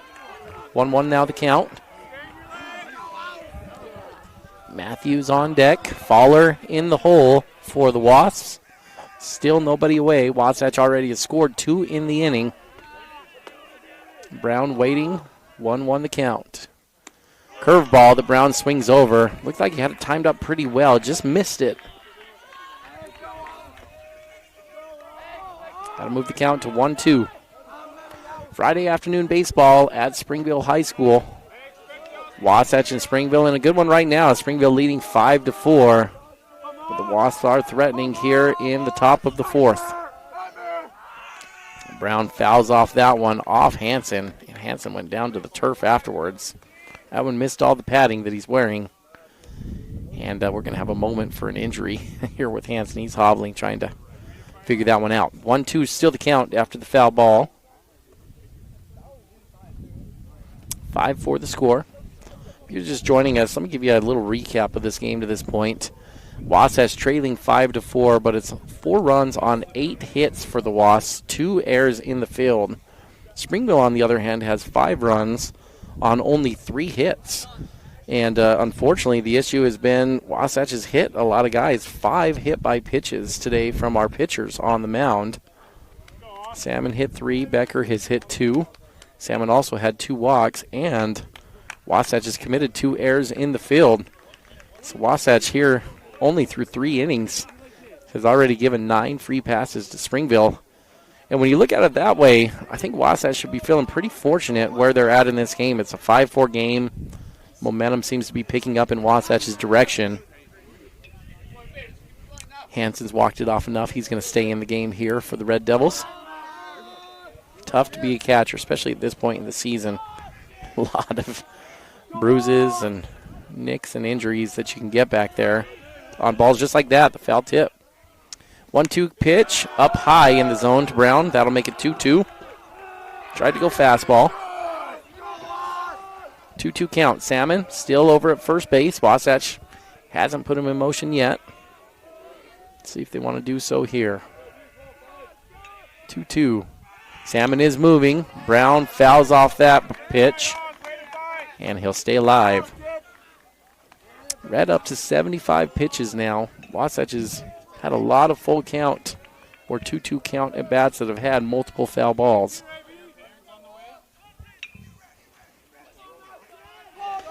Salmon will have to go back to first after the foul ball. 2-2. Brown waits again. There's a pickoff attempt at first base. Not in time.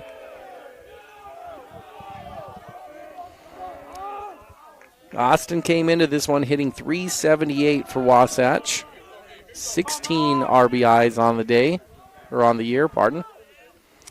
Pitch down and away and gets by the catcher. Salmon's able to steal easily. He's got third base on his mind. Rounds hard, takes a look, but it'll hold up there with nobody away. Coach McCoy's going to not push the limit there with that one.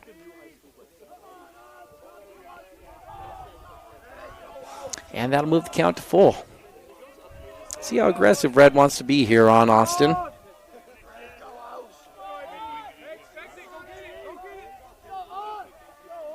Red gets the sign, comes set, takes a peek at Salmon.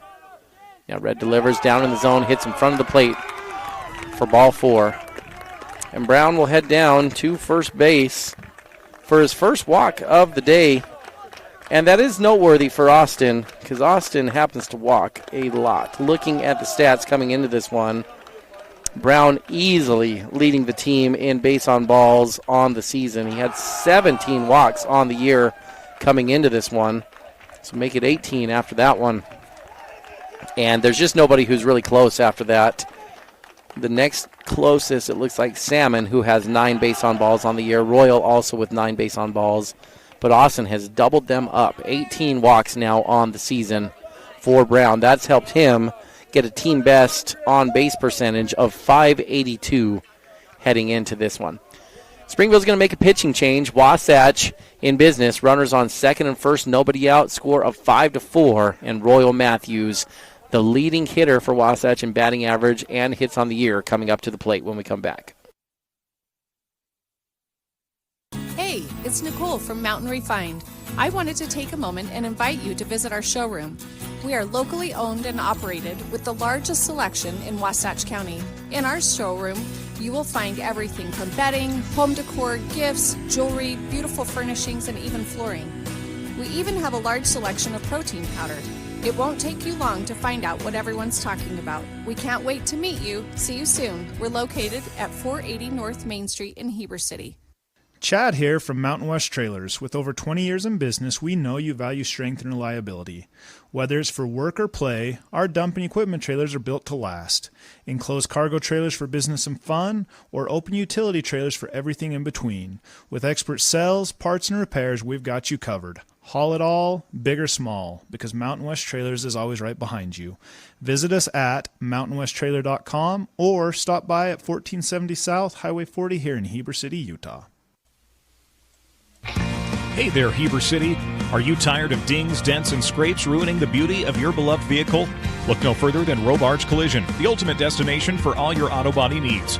At Robards Collision, they've been offering top-notch collision repairs and outstanding customer service. Their team of expert technicians is passionate about bringing your car back to its original glory, no matter the size of damage. Their state-of-the-art facility is equipped with cutting-edge technology, ensuring precise and accurate repairs. They handle it all with precision and care. 5, 4, 3, 2, 1. KTMP Heber City and live sports coverage with Ty and Ty.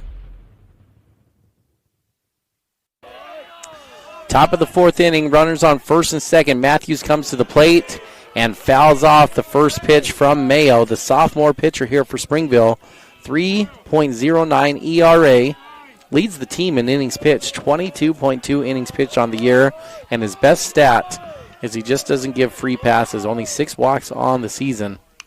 Matthews fouls off the second pitch. Not blazing speed. In fact, he threw a lot of breaking pitches in warm-up. Going to sit in the 70s with the fastball and then try to thumb you with some breaking pitches. And it's a good start here as he has Matthews down 0-2. Matthews 1 for 2 on the day with a single up the middle and then a ground out to second. There's a curveball and it gets by the catcher. That's going to allow Brown and Salmon to advance to second and third. And Wasatch has the tying run 90 feet away with nobody out. That was a ball the catcher probably should have had.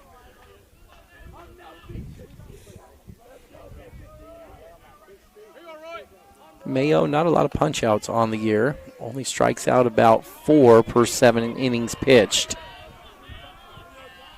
Going to work from the windup now. 1-2 the count. Runners on second and third. Delivers, and I think, almost got Matthews, but just inside. Didn't get off that elbow guard that he had. So 2-2 after the ball. Mayo delivers. Matthews rips one up the middle. That one's in for a single to center. Salmon's going to score, and rounding and stopping at third is Brown. And Matthews has an RBI single. The second time today he's worked back from a count that he was down 0-2 to get a rocket single up the middle. That'll tie this thing up 5-5 now. Got ourselves a tie ball game, and Springville still has not retired a hitter in the top of the fourth inning. Wasatch will bring their 6th man to the plate here in the inning.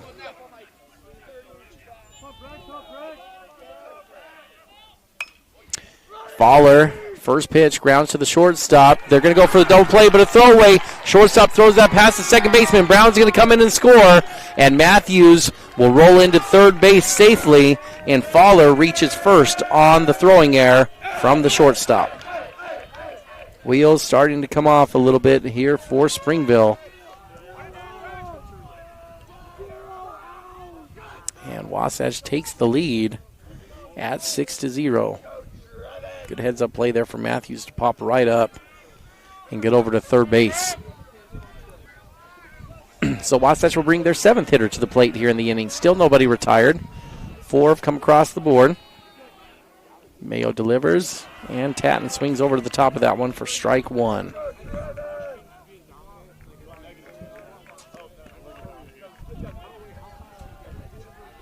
Won the count. Fowler gets his lead at first. Tatton squares for a drag, but fouls that one straight back.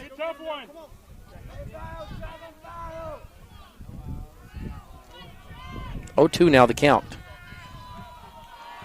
Tatton's 0 for 1 on the day. Walked in his last at-bat, struck out looking in his first at-bat. Down 0-2 here. Mayo comes set. Delivers the 0-2. In there for strike 3. Fowler moving and slides in there to second safely for the stolen base. But Tatton goes down looking for the second time today. That one down and in. A pretty tight pitch there from Mayo.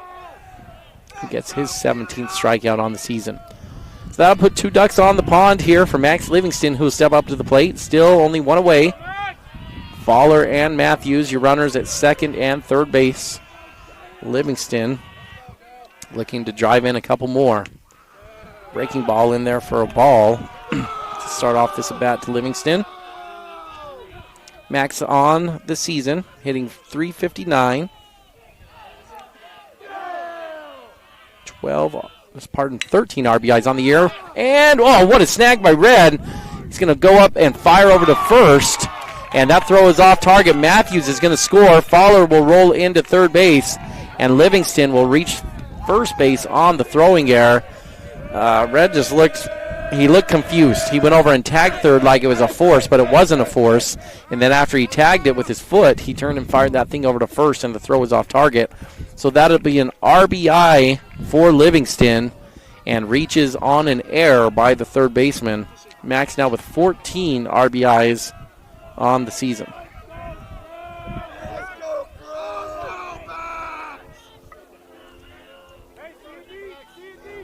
Still just 1 away. Runners on third and first. Fowler at third, Livingston at first. Baxter steps up to the plate. He'll take strike 1 in there down in the zone. This will be the 9th hitter of the inning for Wasatch. They've scored 5 runs in the inning. Baxter saws that one off to the third baseman. Red looks home. Fowler was going on contact, and he's going to score. Red has to fire over to first as Fowler had a good jump, and Baxter will be retired. But that's another run across the board and an RBI for Crew as Wasatch keeps adding on to this lead that they've built here in the inning. Wasatch now has scored 6 runs in the inning to take an 8-5 lead. Livingston advanced to second. And Sweat, who homered to start the inning, will step back up to the plate.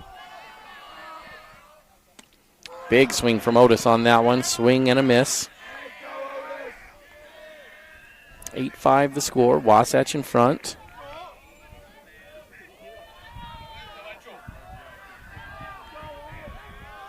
(0-1). Mayo delivers. Another one in there for strike 2. Great pitch.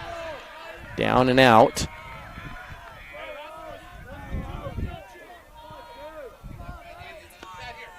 (0-2) now the count. Sweat chokes up, gets in tight on the plate. Livingston gets a big lead at second base. And he's going to go. Sweat hammers it through the 5-6 hole. Livingston going on the pitch is going to score easily.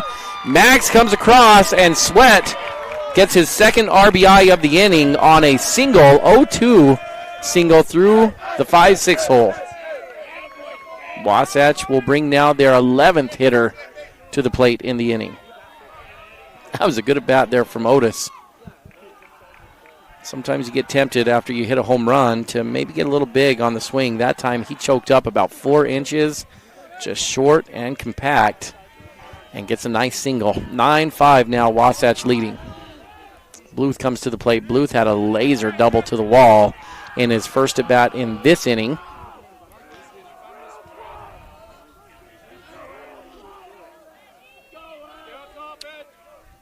And on the day, Eddie is 1 for 2. Fouls that one off, straight back. In his first at-bat, Eddie went down swinging for a strikeout. Second at-bat, hit it to the left center fence for a double. Third at-bat, 1-1 count. Armendariz has come on to run for Sweat. There's a ground ball up the middle right to Torres, who's able to grab it and step on the bag for the third out in the inning. But it's a productive inning for Wasatch, as they're able to score 7 runs in the inning on 5 hits, 2 errors made by Springville, and the highlight of the inning, the Otis Sweat solo home run to get things going. Wasatch now leads 9-5 at Springville.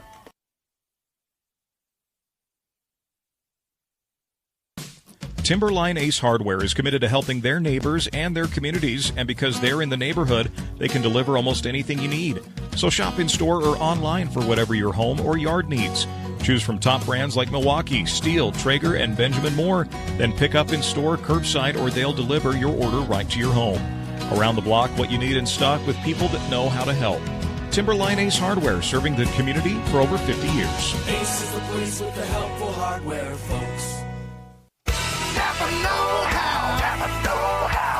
You'll always find the best deals and expert service at your local Napa Auto Parts store.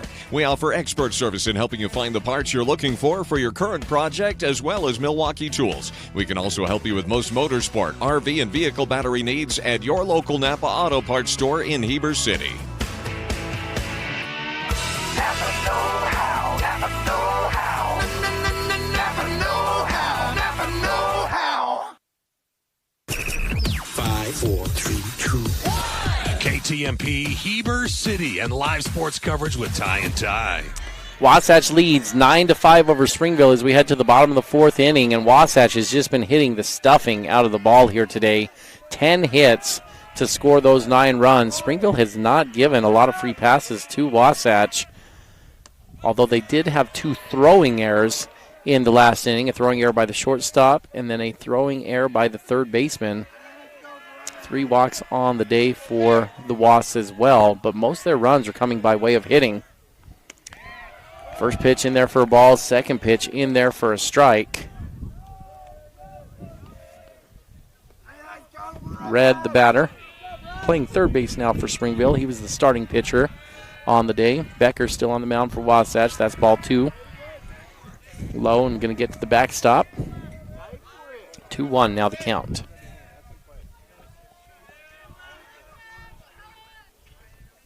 No changes for Wasatch defensively since Salmon switched out with Becker on the mound. Red's going to flare a ball out towards right field. Brown and Livingston chasing. Max settles under it and going to call for it, and a can of corn for Max Livingston, who will retire the first out of the inning. You know, Springville's got to be thinking a little deja vu over there. I've talked about Wasatch getting back in this one, but Springville, the only game they really had a chance in region play at this point, I mentioned, it was against Payson, and they were leading 5-1 and then gave up 7 runs in the 5th inning. And Springville was feeling pretty good heading into the 4th, leading 5-2 to Wasatch, and then they gave up 7 runs in the 4th inning. Wasatch is taking control, and for a team that's just done a lot of losing over the last month, that can be a little debilitating. See if Wasatch can seize total control and momentum here. We call these, as coaches, shutdown innings. After you put a crooked number on the board, you want to go out and get 3 straight outs very quickly. It can really take the heart away from the other team. Becker's done a good job to retire the first, but he's 2-0 right now after 2 straight balls to start to Bailey. That one in there for a strike. Strike 1 on the fastball. Bailey 0 for 2 on the day, hitting in the 5 spot for Springville today. Fly out to first, ground out to first base.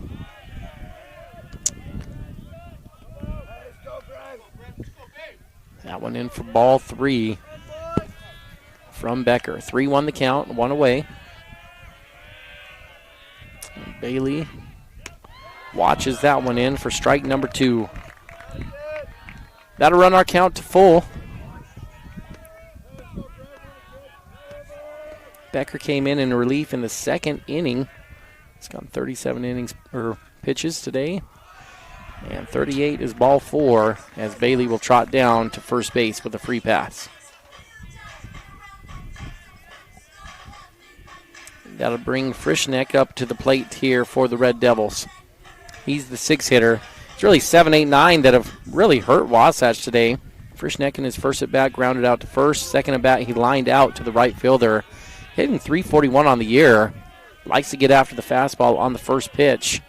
Or at least that's been the case today so far. See what Becker does here.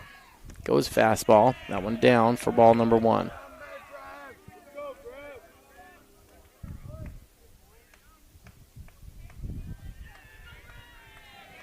Bailey, the runner over at first base today for the Red Devils.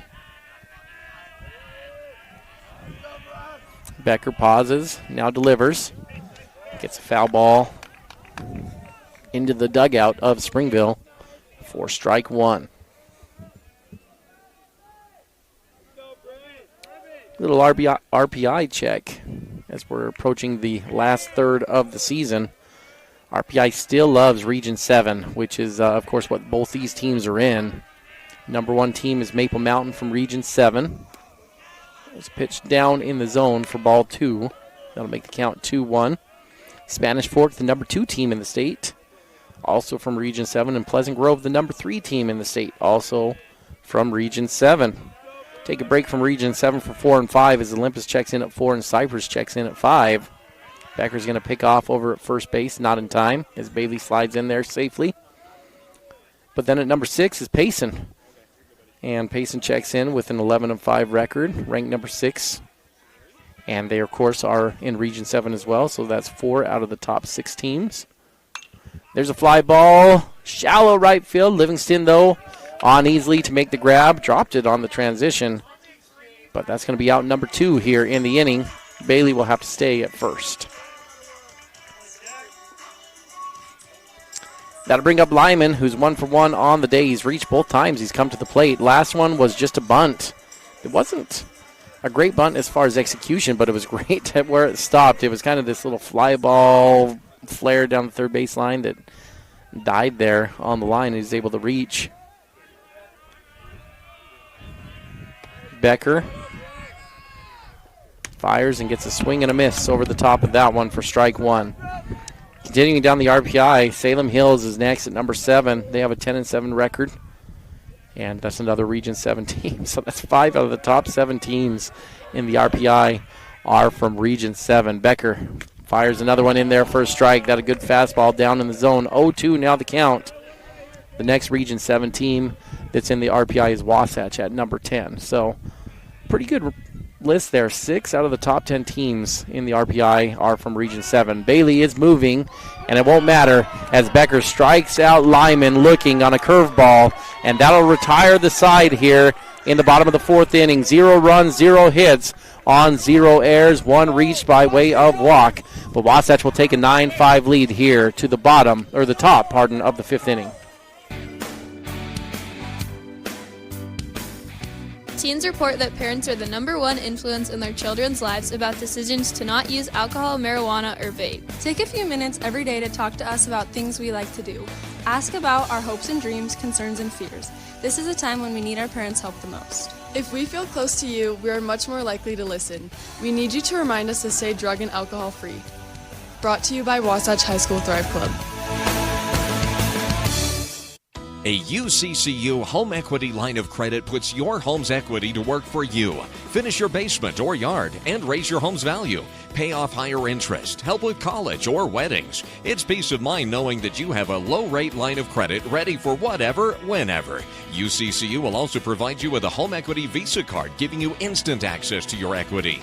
Learn more or start your application today at uccu.com or stop by any branch. UCCU. Love where you bank. 5, 4, 3, 2, 1. KTMP Heber City and live sports coverage with Ty and Ty. Top of the 5th inning today brought to you by Stone Insurance. You work hard for your money. Your insurance company should work hard for you. At Stone Insurance, we provide the coverage you need at a rate you deserve. Stone Insurance, solid as a rock. Call Stone Insurance today and start saving. Wasatch leading 9-5 as we head to the top of the 5th, and it's the top of the lineup for the Wasps. Salmon, Brown, and Matthews stepping up to the plate. Salmon 2 for 3 on the day. Salmon has a double off the left field wall and a single to right field. Mayo still on the mound for Springville. Fires that one in for strike number 1, looking. These two teams will meet again next Tuesday at Wasatch. Mayo delivers strike 2 in there on Salmon. A little off-speed pitch there. That was a good one on the outer half of the plate.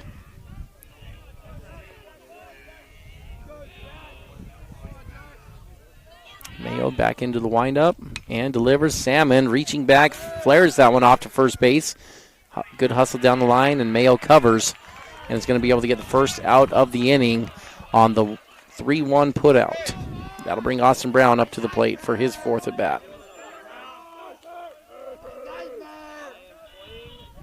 Austin's 1 for 2 on the day. He had a walk in his last at bat, singled on a slow roller to the first baseman in his first at bat, and then grounded out to the first baseman in his second at bat. And then, of course, walked in his third, as I just mentioned. That one in for strike number 1 to Austin. 0-1 to count.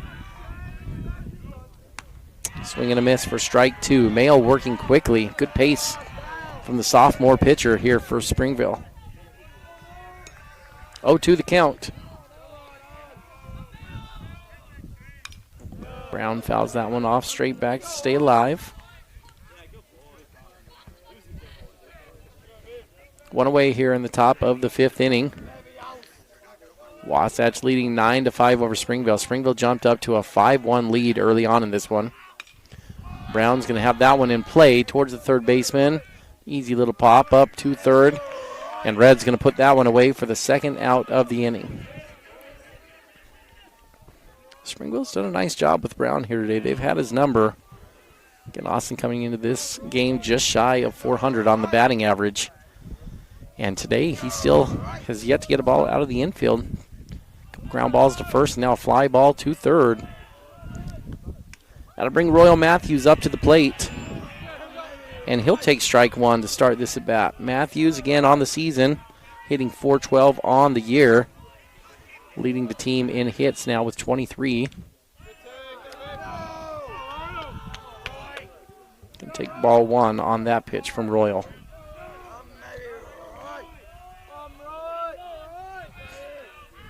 Mayo set to deliver the 1-1, and Matthews rips another shot right back up the middle. That's where he's lived all day long. 3 laser beams right back up the middle. Pitcher had to watch his head on that one.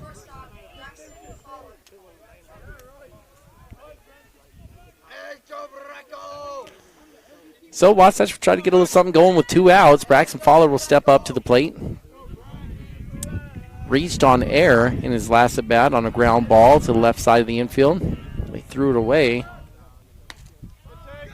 That one up for ball 1.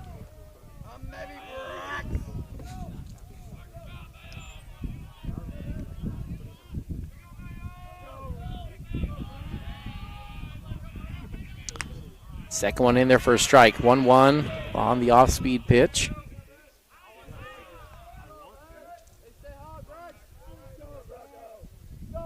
One the count. That last single from Matthews puts his average up to .436 on the season. Ball 2, fastball up in the zone to Fowler. That .436 average, best on the team for Wasatch from Matthews.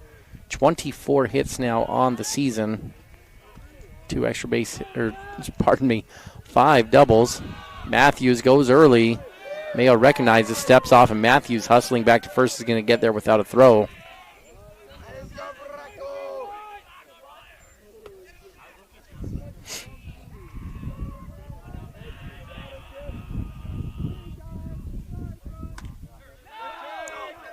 And ball 3, that one just inside to Fowler. 3-1 now the count.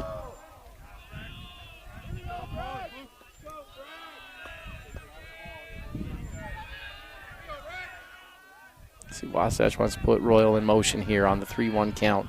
Mayo shakes off the pitch. Fowler's going to foul it off straight back, and that'll move us to a full count. So Matthews should get a head start on this one.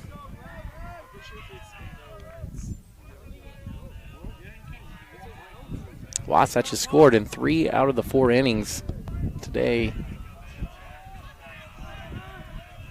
Mayo delivers. Fowler lines one out to right field. That's going to be down for a hit just inside the foul line. Braxton rounding first, heading into second. Matthews rolling into third, and he'll hold up there. A double from Braxton Fowler to keep the inning alive. That makes Braxton 2 for 3 on the day. It's another good at bat there from Braxton. Fouling off a good pitch and then hitting a nice line drive down the right field line. It's the 12th hit on the day for Wasatch. That'll bring Tatton up to the plate. Tatton 0 for 2 on the day. 2 strikeouts and a walk. And there's a shot from Tatton. Line drive to left field. This one's down. That's going to score 2. Tatton rounding first into second, thinking about 3. But going to hold up at second base. It's a 2 RBI double from Tatton as he hits that one to the base of the fence, and Wasatch has now scored in 4 out of the 5 innings. 11-5 now the score. Wasatch in front. Wasatch has scored 10 unanswered runs in this game.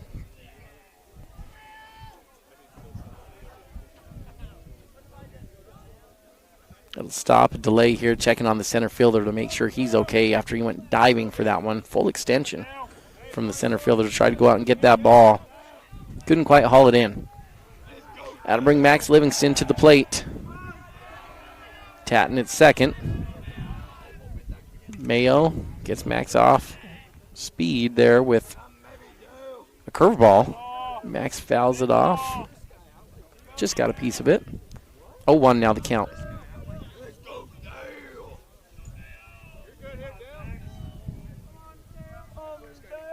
Crew Baxter waiting on deck here for Wasatch. Livingston, Baxter, Sweat, and Bluth waiting in the wings here. That part of the lineup's done some damage today for the Wasps. Hit really well. There's a fastball that's down in the zone for ball 1. In fact, Sweat probably should take a lot of credit for this one. He got the scoring going in the 4th with a solo home run. Got a second hit in the inning with an RBI single as well. Max has knocked in a couple runs here today. Baxter has a ground rule double. Bluth has a double to the wall. These guys have all produced at the bottom of the lineup today. There's a swing and a miss there from Livingston over the top of that one. 1-2 now the count. 2 outs. Tatton at second base.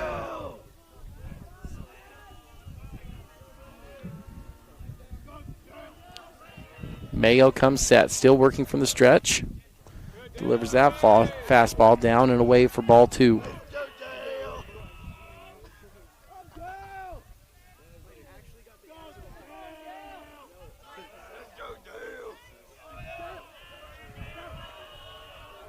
Two the count. 2 outs. Mayo fires another fastball. That one popped up to the infield. Over towards the second baseman, who makes the grab. And that'll retire the side here for the inning, but Wasatch scores 2 more in the inning on a Tatton 2 RBI double there to the left center wall. Wasatch scores 2 on 3 hits, no errors in the inning, and we move to the bottom of the 5th inning here with Wasatch leading 11-5.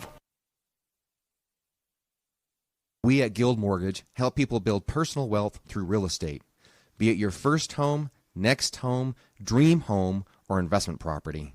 At Guild Mortgage, we help you refinance for that lower interest rate, shorter term, or home remodel. At Guild Mortgage, we help you plan for retirement by owning multiple investment properties and can even add to your retirement plan with a reverse mortgage. We at Guild Mortgage believe everyone can own what matters. 5, 4, 3, 2, 1.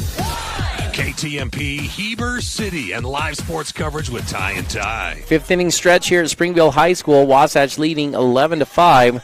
Fifth inning stretch brought to you today by Gravity Coalition, who offers the best in bikes, skis, snowboards, skateboards, and more in Heber Valley. Personalized care and repair for the gear you love. Gravity Coalition in Midway or gravitycoalition.com. This is a cool shop. Wasatch leading 11-5, 11 runs on 13 hits, 2 errors for the Wasatch defense today. Springville 5 runs on 3 hits and 2 errors. The story is it's been a bizarre one on the mound for Wasatch. In the first 2 innings, Wasatch gave 9 free passes. It was 5 hit by pitches, 2 walks, and 2 errors on bunted balls. And that's how Springville got their 5-1 lead. But Brevin Becker came in relief for Jack Salmon, and Becker's been good. 2.2 innings pitched here for Becker to hold Wasatch steady.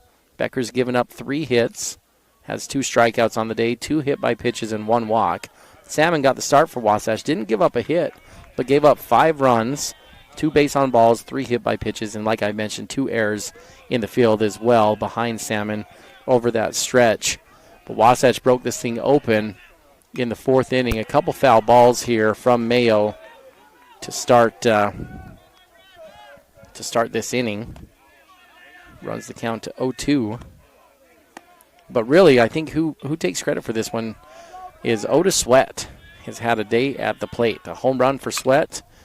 An RBI single. There's a ground ball towards Fowler, who circles but overruns it. That one was between the third baseman and the shortstop. Fowler had to go to his backhand side. Got around it easily, but didn't get the glove in the dirt, and that's going to be the 3rd error on the day for Wasatch, and that'll let Mayo find his way to first base. Mayo only a sophomore for Springville, and doesn't have a ton of opportunity at the plate here today, or on the season. He's hitting .111 going into that at bat, and only had 1 hit on the year. He was 1 for 9. They'll bring him out and get a courtesy runner in here for Mayo. But finishing up that 5th inning stretch recap here, I want to give a little credit to the hitters here for Wasatch. Like I said, 13 hits on the day. Otis Sweat, 2 hits, a home run, and a single, 2 RBIs on the day for Sweat. Tatton also 2 RBIs on that double. He just had Salmon 2 RBIs. He's 2 for 4 on the day. And then Royal Matthews, 3 hits on the day for Wasatch and has 1 RBI. It's going to be a pass ball from Becker on that one, which will allow the runner to advance here for Springville.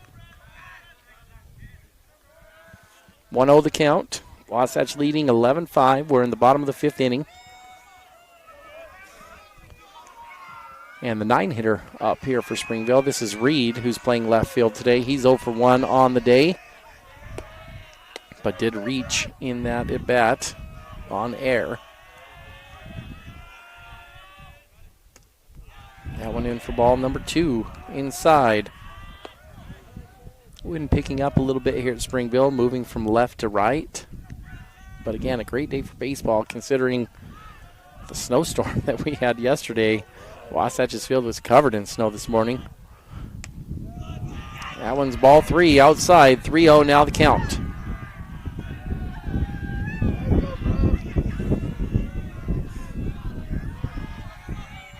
I'd expect the take is probably on here from Springville. 9-hitter, 3-0 count. You're down by 6. And they are taking all the way. And it's a good take as ball number 4 goes across. And Wasatch will put the first 2 guys on. An error and a walk gets us back to the top of the lineup, where Hughes is 0 for 2 on the day. He'll step up to the plate. That'll also bring a mound visit out from Coach McCoy. Hughes flew out to the first baseman in his first at-bat, flew out to the right fielder in his second at-bat, and then got hit by a pitch in his third at-bat. Mound visit today brought to you by Heber Appliance. When it's 4th down and your appliance goes out, turn your letdown into a touchdown at Heber Appliance. Increase your at-home satisfaction with Heber Appliance furniture and mattress. We are your home team. Pause in the action here gives me a chance to brag on a few of these guys for Wasatch on the day. Eddie Bluth has gone 1 for 3 with a double to the wall. Max Livingston on the day doesn't have a hit, but he does have 2 RBIs. Crew Baxter, a ground rule double and an RBI in his first at bat. Braxton Fowler, 2 for 3 on the day. He's also walked. Fowler has a single and a double and an RBI on the day. Jack Salmon, as I mentioned already, 2 for 4 on the day with a single and a double and 2 RBIs. Tatton, 1 for 3 on the day with a double and 2 RBIs. Otis Sweat. Get back to that in a minute. Here's a line drive out to center field, and Brown is going to run over there and get that one easily for the first out here in the inning. Wasatch will have one away. Runners on second and first. Otis Sweat, as I mentioned, 2 for 3 on the day. And he's got a home run and a single for 2 RBIs. And then Royal Matthews has the most hits on the day, 3 for 4, with 3 singles and an RBI on the day. So it's been good for the Wasatch lineup here at Springville today. Torres comes up to the plate here for the Red Devils, and that one in for strike number 1. 0-1 now the count. One away. Torres has come up with runners on base every at-bat other than his first at-bat today. Had a lot of opportunities for RBIs. That's a breaking pitch in there for a strike. Probably the best pitch of the day from Brevin. That one hit the bottom of the zone and then fell off the table as it came across home plate. 0-2 the count.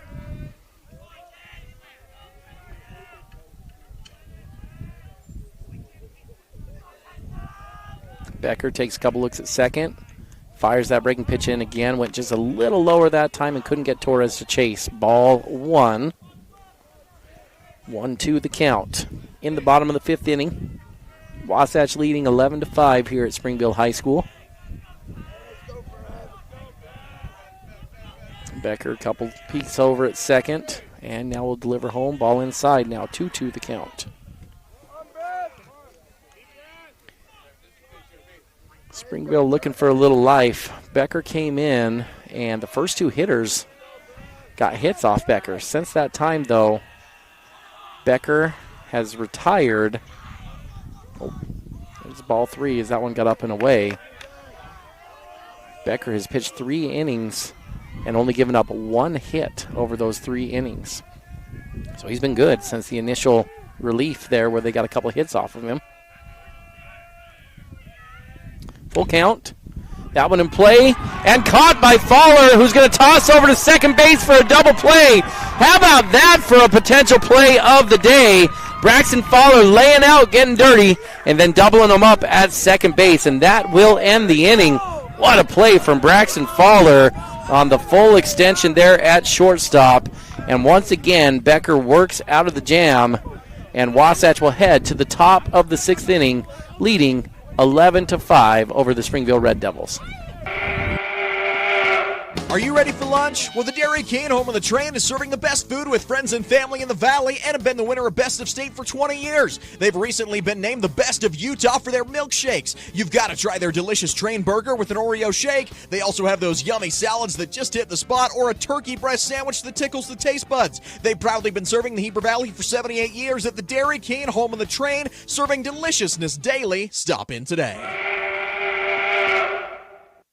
Unlock your potential at Bonnie Joseph Academy, your local beauty school. Explore the art of cosmetology, barbering, hair design, basic aesthetics, master aesthetics, and nail tech programs.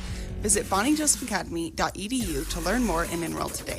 Financial aid is available for qualifying students, and we offer flexible schedules and distant education options. Transform your passion into a rewarding career at Bonnie Joseph Academy, where beauty meets expertise. Bonnie Joseph Academy, Heber City. 5, 4, 3, 2, 1. KTMP Heber City and live sports coverage with Ty and Ty. Top of the 6th inning action brought to you by Smiles by Design, previously known as Dorius Dental.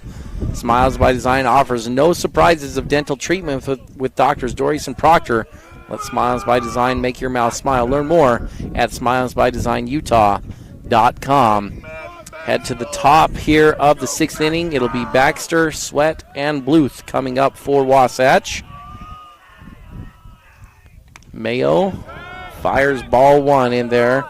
Fastball outside. Baxter 1 for 3 on the day, a ground rule double to get things started in his first at bat. Big swing there on that one for strike 1. Another fastball. In his last 2 at-bats, Crew Grounded out to the first baseman, and then grounded out to the third baseman. Foul ball there for strike number 2 on the off-speed pitch. 1-2 now the count.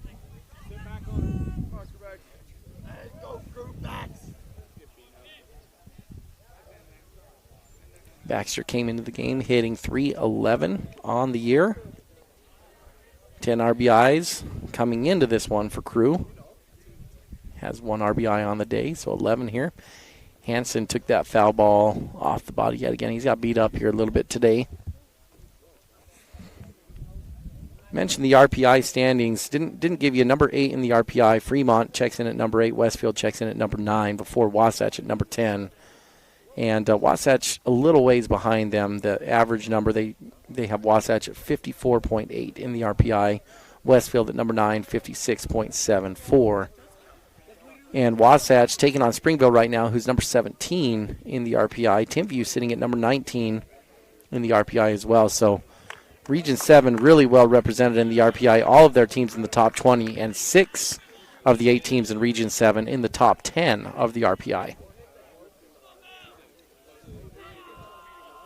I think, though, what it's looking like for Wasatch, if they want to be thinking about a first-round bye, they probably need to get at least 5 games out of their next 8. And that's a tall order here. There's a ball 2 in there for Baxter. And we start looking at the next games that Wasatch has. They've got 2 against Springville. We hope they can get those 2. And then you've got 6 games to win 3. There's a shot to right field, but the first baseman is going to make the snag. The line drive that was floating out there. Good play from the first baseman to retire Baxter. That'll bring Otis Sweat up to the plate. 2 for 3 on the day for Otis. But if Wasatch can somehow find a way to get 2 against Springville, then you're looking at 6 straight games against top 7 teams. They'll be against number 7 Salem next week. Foul ball from Sweat straight back. Then they will move on to number 6 Payson, and then they'll finish off the season against number 1 Maple Mountain. And you got to find 3 wins in there or more. Wasatch certainly capable of that. They've already got a win over the number 3 team in the state in Pleasant Grove. Sweat, fly ball to right field. This is a high, lazy fly ball. Right fielder settles under it and secures that one for out number 2. That'll bring Eddie Bluth up to the plate. Bluth 1 for 3 on the day with a double.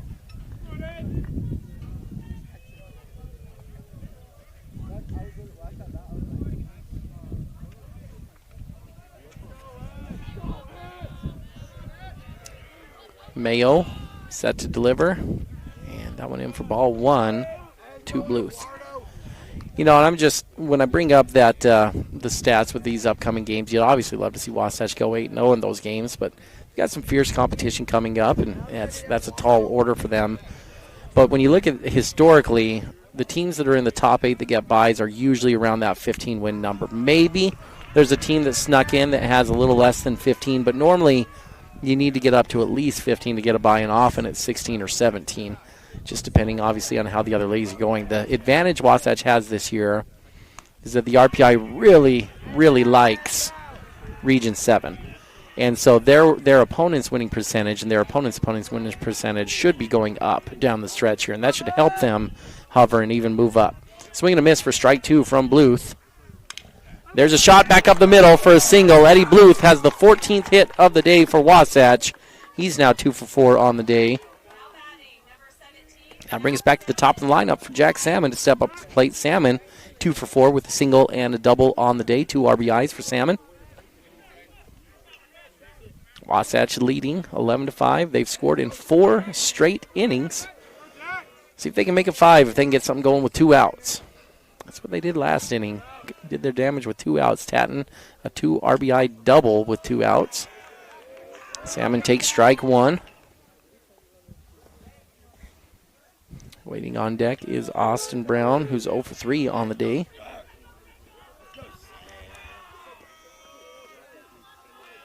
Mayo's going to step off, look over at Bluth. Expecting maybe a little action here from Wasatch with the run game.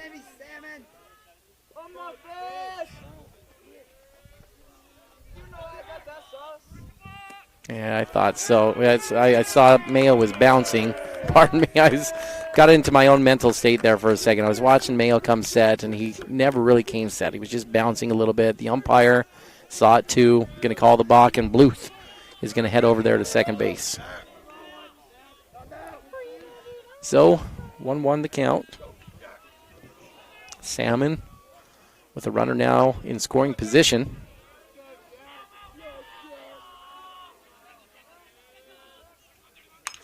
And Salmon rips one to right field. Backing up the right fielder. Makes the backpedaling grab. And that'll retire the side for the third out. Wasatch scores no runs in that inning on one hit and 0 errors. And we'll move to the bottom of the sixth inning. Wasatch with a 6-run lead. Hungry for mouth-watering all-American comfort food? Look no further. Chubby's has just opened in Heber Valley, bringing you award-winning burgers and cheesesteaks made from 100% premium black Angus beef. With 9 Utah locations, our family-owned and operated restaurant knows how to satisfy your cravings. And don't forget to treat yourself to our delicious desserts. Come taste the difference today at Chubby's, located at 220 North Main Street. Chubby's Cafe, your neighborhood destination for the food you crave. Here at Country Gardens and Nursery, we hope that you feel that you are home when you are away from home as you go around our perennial floor checking out the newest and latest for beauty for your garden as you wander into our indoor plant shop, seeing the possibility of what could be yours. Stop by Country Gardens and Nursery, your home away from home. 1401 US 189, Heber City, Utah. And don't forget to check us out on social media for quick tips and tricks throughout the season. 5, 4, 3, 2, 1. KTMP Heber City and live sports coverage with Ty and Ty. Bottom of the sixth inning brought to you by Wasatch Napa Auto Parts. You'll always find the best deals and expert service with your local Napa Auto Parts store. Stop by today for all of your auto needs, from headlights to batteries and much more, located at 105 North Main in Heber City. Becker will come back out for the bottom of the sixth inning on the mound. Springville will go 3-4-5 in this inning, which is Hanson, Red, and Bailey. Becker in for ball one on that breaking pitch. Ball two, high fastball.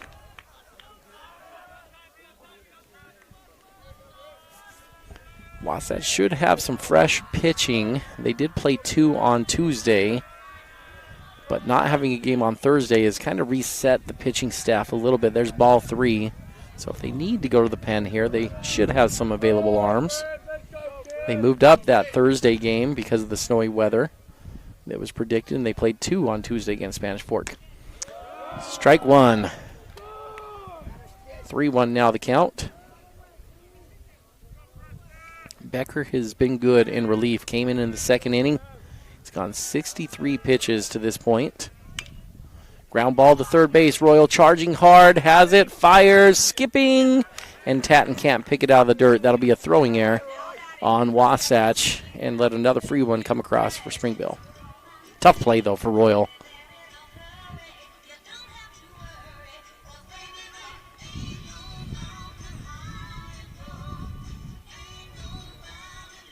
So Red will step up to the plate, 1 for 2 on the day for the right-handed pitcher who got the start for Springville. Had a line drive single up the middle. Flew out to right field. Also has been hit by a pitch in this game.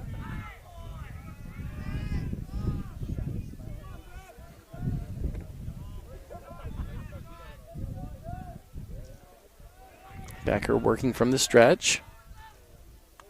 Hits Red again. Second time being hit in this ball game for Red. Springville will take some base runners, but he didn't look too pleased at being hit again. Wasatch has hit 6 batters in this game. Runner on first and second now for Springville, as Bailey will step up to the plate. Bailey 0 for 2 on the day.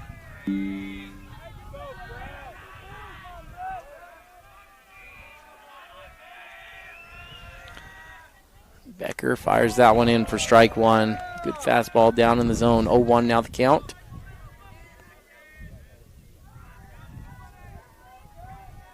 Bailey 0 for 2 on the day, floating close to 200 now on his average for the season. Becker, good breaking pitch in there for strike number 2. Curveballs look good at times today for Becker.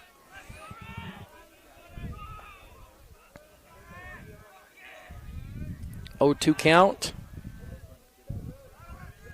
Becker fires, and another breaker. That one a little down in the zone. Sweat bobbles for a minute, but jumps on before the runners can advance. 1-2 now the count.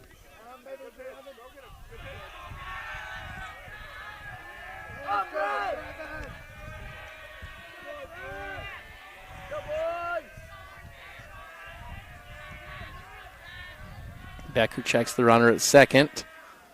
Fires home another breaking pitch and another foul ball from Bailey. That's another good breaker.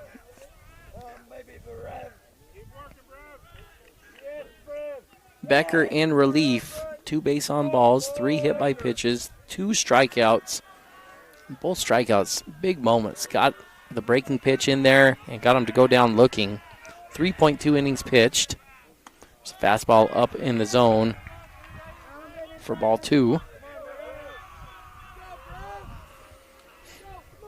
And he really, maybe the biggest stat line there is he just brought some stability. Wasatch was just really wobbly at the beginning of the game and had to go to the bullpen a lot quicker than they planned. There's a breaking pitch in for ball number 3. That one bit hard, but a little too high when it was crossing the plate, the umpire says. So we go full.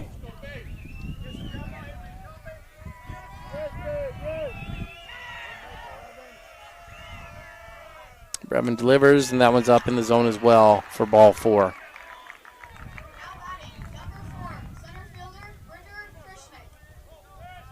An error, a hit by pitch, and a walk has loaded the bases up here for Springville in the inning. Springville still only 5 runs on 3 hits on the day. Wasatch has 4 errors that have allowed base runners on. They have 6 hit by pitches and 5 walks. So 15 free passes for Wasatch in this one. Amazing job from the team to minimize the damage of that. They've left a lot of runners on base for Springville in this game. Foul ball from Frischnick down the third baseline for strike 1. Frischnick 0 for 3 on the day. Seen him often getting after that first pitch.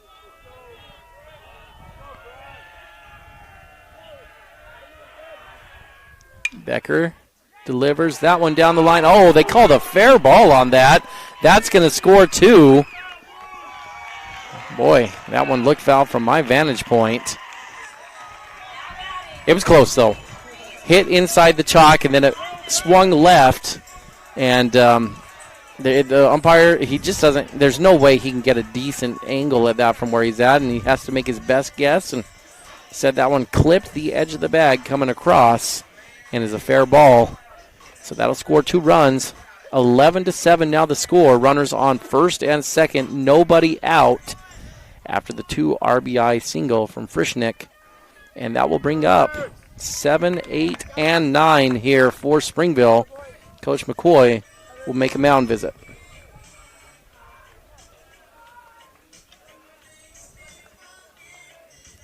Looks like they're going to make a pitching change here. So we'll take a quick break. Scott is onto the field here for Wasatch, and he'll come on in relief. Alex Scott, the sophomore, on for his 3rd appearance of the year for Wasatch. Big O Tires in Heber is your one-stop shop for tires and service. What was once Point S is now Big O Tires. Same service, but different name. We're locally owned and operated and want to help you get your vehicle ready to road trip this summer. Stop in for all your name brand tires, oil changes, alignments, brakes, batteries, shocks, struts, and a whole lot more. Plus, Big O Tires offers financing options to fit any budget or any situation. Visit us today. Big O Tires, the team you trust.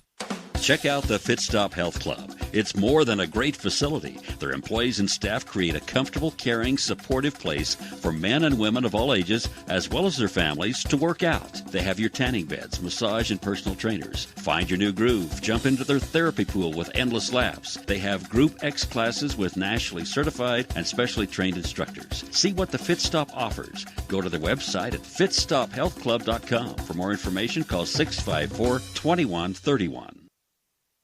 5, 4, 3, 2, 1. KTMP Heber City and live sports coverage with Ty and Ty. Alex Scott in relief here for Wasatch. Going to spell Becker, who was awesome for Wasatch. 3.2 innings pitched. And gave up a few runs there, but really held Wasatch steady and has them in line for the win. Becker in line for the win today. But both runners on base are his. See if Scott can come minimize the damage here. Lyman steps up to the plate. Breaking pitch from Scott to start this one off. Pitching change brought to you by Physical at the Fifth Stop. Do you sometimes feel dizzy or unstable? If so, Physical at the Fifth Stop has good news. Falls are preventable. Call Physical at 435-654-5607 for a free fall risk assessment. Ball 2 from Scott. Fastball down and away.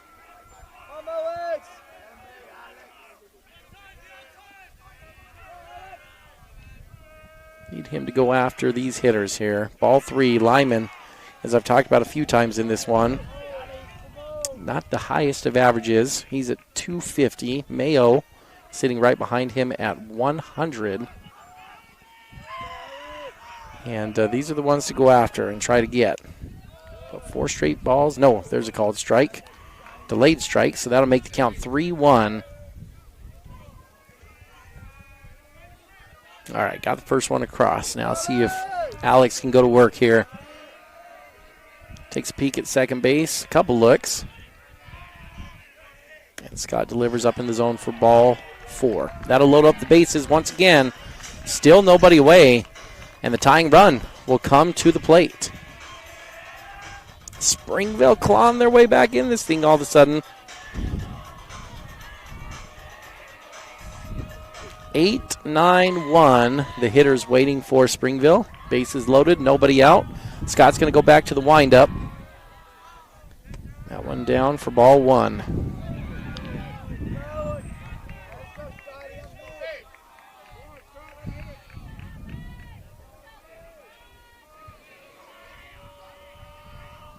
Ball 2. That one hits about 5 feet in front of home plate. Good job from Otis to get a stop there on that one. Springville has this bright red turf down here if you've never been down to the field.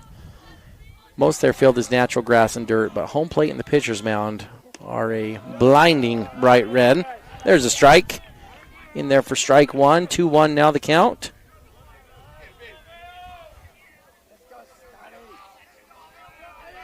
Mayo waiting. Swinging over the top of that one. Good change of pace there from Scott. 2-2 now the count.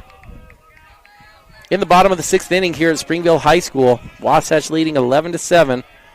Springville has the bases loaded with nobody out, though. And Scott gets a fly ball. Should be an infield fly. It is. So Mayo's going to be out. Fowler will snag it anyway. And that'll be the first out of the inning. And that'll bring the 9-hitter up to the plate. Bradley Reed, 176 on the year.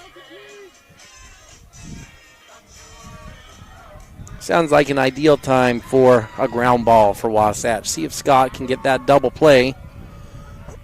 Wasatch ended the threat last inning with a beautiful double play on a line drive snag from Fowler that he tossed back to second.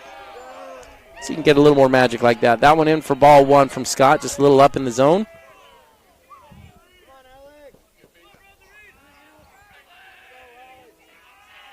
Scott back in the windup, fires, and gets a swing and a miss for strike 1.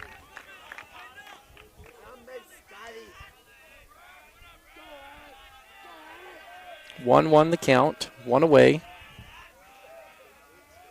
Scott delivers, gets strike 2. Really good location on that one. Outside fastball over the outer half, painting the black. 1-2 now the count.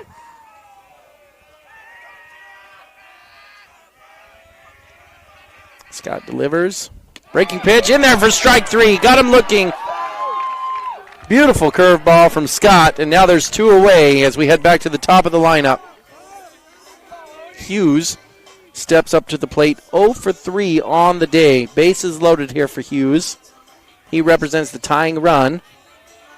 Hughes had a fly out in his first at bat, flew out to right field in his second, got hit by a pitch in his third, and then lined out to center in his fourth. Last one was a pretty good barrel.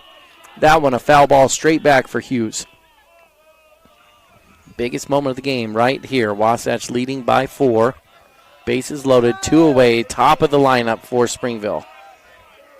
Scott delivers the 0-1, and it's a fly ball, lazy fly ball here, shallow center field, and Salmon back to make the grab, and Scott gets it done, retires the side. Wasatch holds an 11-7 lead as we head to the final inning here on 92.9 The Peak.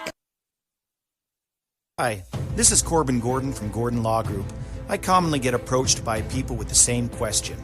Hey, do you guys do a particular type of law? The answer is almost always, yeah, we do that. We are the Valley's only full-service law firm that has been in business for over 20 years. We have 5 experienced attorneys who do estate work, litigation, business formation, real estate, water law, divorce, criminal defense, and many others. Gordon Law Group, yeah, we do that. At Heber Park City Appliance, you're getting a dedicated team of professionals who go out of their way to keep your home running smoothly. And when we say team, we're talking about 40 years of winning service and reliability. We're here to boost your at-home satisfaction long after your purchase. So when it's fourth quarter and your fridge goes out, oh man, be confident knowing we're a team that will go the distance for you. Heber Park City Appliance in Heber City. Visit us online at HeberAppliance.com. And now, back to the action. Wasatch High School Sports on 94.5 The Peak.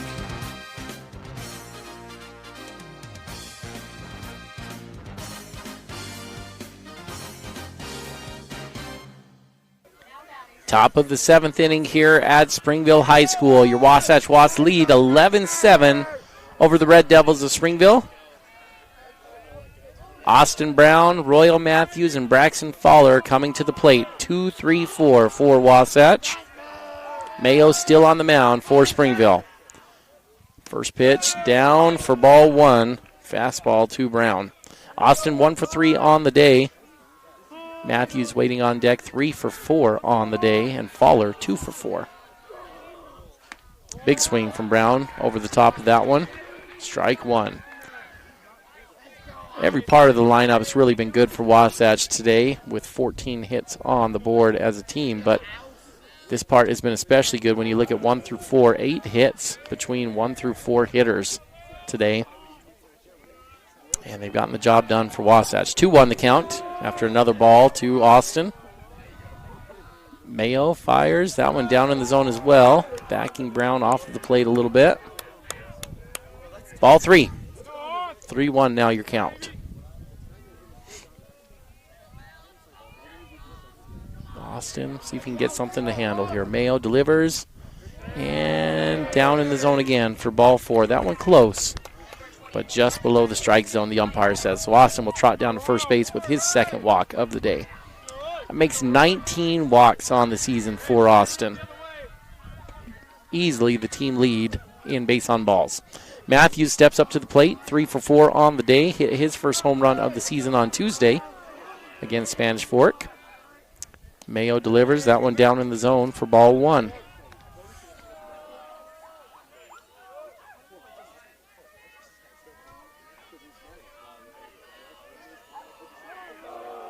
Mayo sets, Brown gets his lead. There's a ball up in the zone, but good enough for a strike, the umpire says. 1-1 now the count. All 3 of Royals' hits today have been hard singles back up the middle past the pitcher. There's ball 2 down in the zone.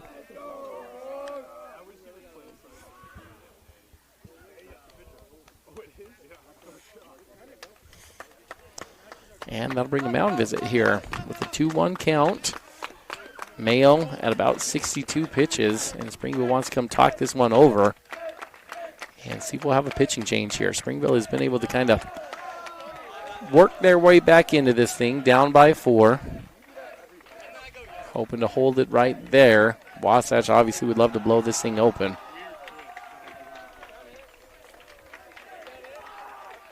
Coming up just around the corner will be our Timberline Ace Hardware postgame show. And hoping it's a postgame show with a W for Wasatch. Wasatch 10-7 on the year, 3-3 in region play. They have a win over number 3 Pleasant Grove to open region play, then a sweep, 2 wins over number 19 Timpview. And then they lost one to number 3 Pleasant Grove, and then just got swept on Tuesday by number 2 Spanish Fork. And on a 3-game slide right now in region play, but all 3 of those games to top 3 teams in the entire state. That pitch in there for a strike after the mound visit. 2-2 now the count.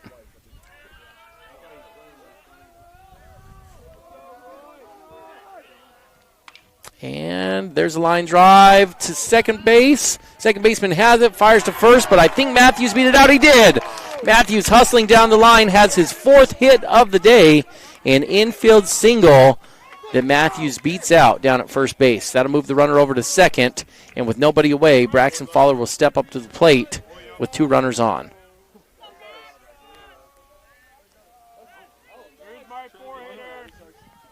Braxton Fowler on the year, hitting .408, 2 for 4 today. That one fouled straight back. No play for the catcher, though, as that one hits down behind the dish.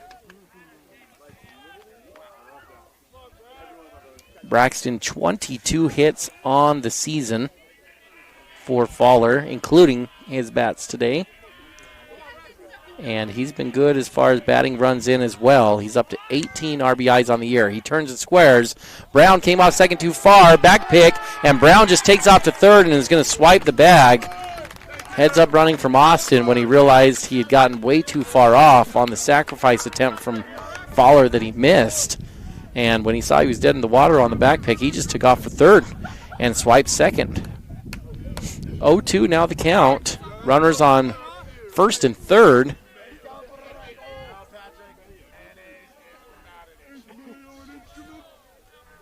Mayo shakes off the sign. Now comes set. Fastball, and Fowler fouls that one off. 0-2, the count will stay.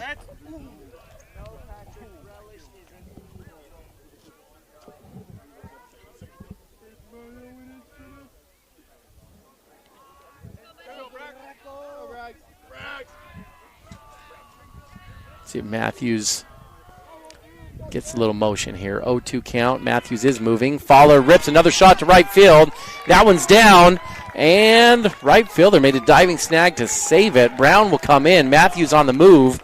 Passes second and rolls into third, so it's another RBI for Braxton Fowler, up to 19 now on the season, and 3 for 5 now on the day for Braxton. Good effort from Neal out there in right field. Kind of one of those awkward dives, but diving forward, he was able to knock it down and keep Matthews from being able to roll around and score. Tatton will come up to the plate, doubled in his last at-bat. A shot to the left center wall. Now on the day for Wasatch, make that 16 hits. 12 runs on 16 hits, 4 errors, though, in the field for Wasatch today. Tatton fouls that one off down the third base line, out of play. 12-7, Wasatch leads. Nobody out still in the top of the 7th.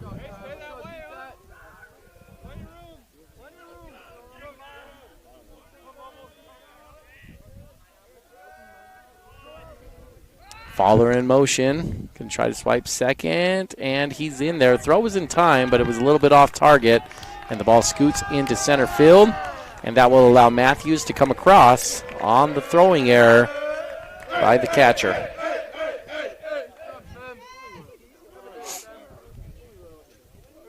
Fowler will get credit for the stolen base, while Matthews scores on the throwing error by Hansen.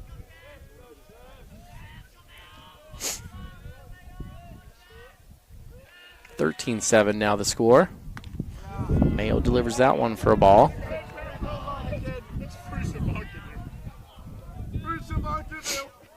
Livingston waiting on deck. Baxter in the hole. And then behind him will be Sweat if we make it to that point.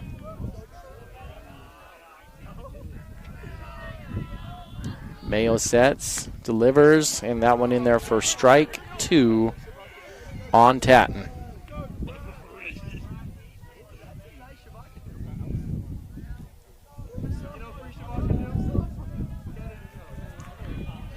Mayo delivers. It's another foul ball. This one has a chance, though. Third baseman chasing, and Red's going to make the grab. Fowler thinking about tagging up because no one covering third. But the pitcher hustles over, and Braxton will scoot back into second base. One retired, as Livingston will come up to the plate.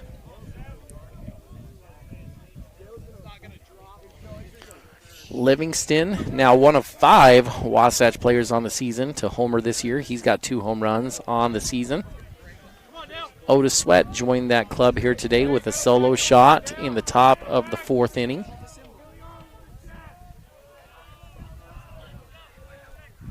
Mayo delivers, line drive to Torres, who has it. And Fowler, really good base running to recognize that thing was going to be caught, was stepping back on the line drive, and he easily strolls into second base. It's a ball a lot of hitters would get doubled up on. Shows you a little bit of the IQ of Braxton Fowler. And that's his position. He's been playing shortstop for a while. He knew that read all the way. And back in easily to second. 2 away as Baxter comes up to the plate. That one in there for strike 1 to Crew. Crew nearly notched his first home run of the season today as well. Had a ground rule double instead on a long fly ball to right field. 0-1 now the count. Top of the 7th here. Mayo delivers. Baxter swings over the top of that one. 0-2.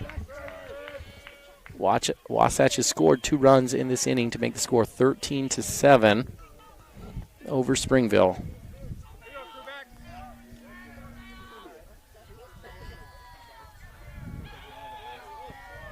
Mayo delivers. Baxter hits a laser to center field, but the center fielder tracks it and makes the grab for the 3rd out of the inning. No one seems to... Oh, they called a balk. Pardon me. So that was my mistake. Called the balk on the pitch again because he didn't come set. So rather than the 3rd out of the inning, Braxton will move over to 3rd, and Crew will get another crack at it. That's a good thing because he put a good barrel on that thing. It just went right at the center fielder. Springville coach wants to talk about it, but I think, frankly, this field umpire's let several balks go by today. He's been generous at not calling it here with Mayo. And if you can't tell on the video, he's coming set, but he's never really coming set. He's got a little bounce rhythm that he does, and he continues to bounce over and over, and sometimes it's a little more exaggerated. And it's ended up resulting in a couple balks here today. So let's reset it for you if you're just joining us. Wasatch in the top of the 7th inning here at Springville High School. This was a game that was originally supposed to be played at Wasatch today. And the snow from last night had the outfield too wet to play at Wasatch. So at about 10 o'clock in the afternoon, they decided to flip it down here to Springville, whose field was playable. Wasatch found a bus and was able to get down here. And it's been a little bit of a yo-yo game. Wasatch fell down 5-1 in the 2nd inning. Then Wasatch scored 10 straight unanswered runs. Springville put 2 on the run in the 6th inning, or on the board in the 6th inning to make it 11-7, but Wasatch has put 2 more on the board here in the 7th, and they lead 13-7. 2 away here in the 7th. 0-2 count to Baxter. And Wasatch is in a pretty good spot right now down here at Springville to end their 3-game slide and get back in the winning column. Mayo comes set, ready to deliver, and gets it past Baxter for strike number 3, and that will retire the side here in the inning, move us to the bottom of the 7th, where Wasatch has a chance to win. Wasatch scores 2 runs on 2 hits, 1 error in the inning from Springville. Wasatch in front, 13-7 as we head to the bottom of the 7th. Hey, it's Nicole from Mountain Refined. I wanted to take a moment and invite you to visit our showroom. We are locally owned and operated with the largest selection in Wasatch County. In our showroom, You will find everything from bedding, home decor, gifts, jewelry, beautiful furnishings, and even flooring. We even have a large selection of protein powder. It won't take you long to find out what everyone's talking about. We can't wait to meet you. See you soon. We're located at 480 North Main Street in Heber City. Chad here from Mountain West Trailers. With over 20 years in business, we know you value strength and reliability. Whether it's for work or play, our dumping equipment trailers are built to last. Enclosed cargo trailers for business and fun, or open utility trailers for everything in between. With expert sales, parts, and repairs, we've got you covered. Haul it all, big or small, because Mountain West Trailers is always right behind you. Visit us at mountainwesttrailer.com or stop by at 1470 South Highway 40 here in Heber City, Utah. 5, 4, 3, 2, 1. KTMP Heber City and live sports coverage with Ty and Ty. Bottom of the 7th inning here at Springville High School. Alex Scott on the mound. Third pitcher of the day for Wasatch. Scott was good in relief in the 6th inning, working his way out of a jam. And he'll have a 6-run lead to work with here as we head to the bottom of the 7th inning. It'll be 2-3-4 coming to the plate for Springville. Torres at the plate. Scott tries to go curveball. And that one's in for ball 1 to start off the 7th inning. Torres 0 for 2 on the day. That went in for strike number 1. 1-1 now the count.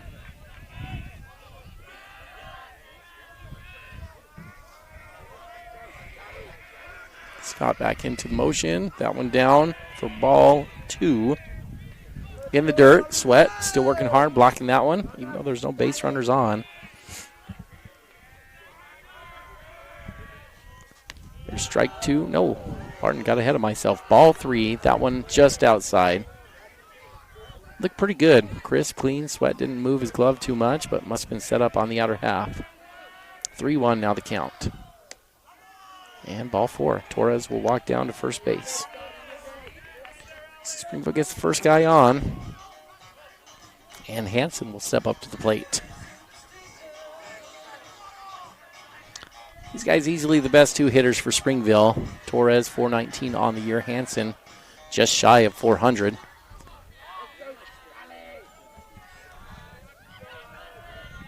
Scott's going to go to the stretch now with Torres over at first base. Here's the delivery and in for strike 1 on the fastball.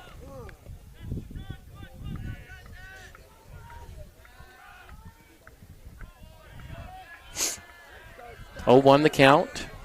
Curveball and a beauty in there for strike number 2. That's a 12-6 that just fell off the table on that curveball. Looping curveball as well.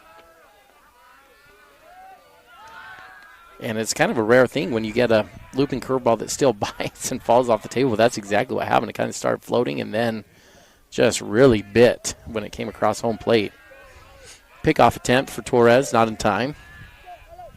And another curveball and strike 3. Hansen goes down on 3 pitches, 2 curveballs that are beauties, and he goes down looking.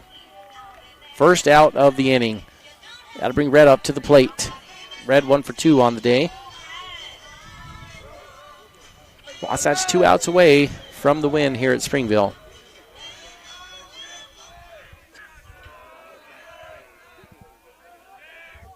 Scott fires that one in for ball number 1. Fastball up in the zone. Torres still hanging out over there at first base. Leadoff walk in the inning is how he got there. Another curveball. Bobbled by Sweat. Ball number 2.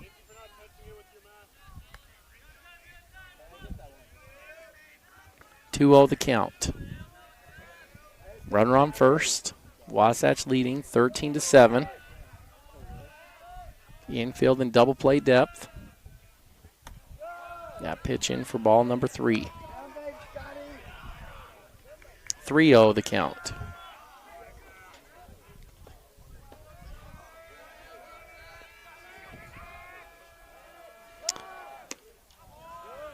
And make that ball 4. 4 straight balls from Scott, and Red will walk down there to first.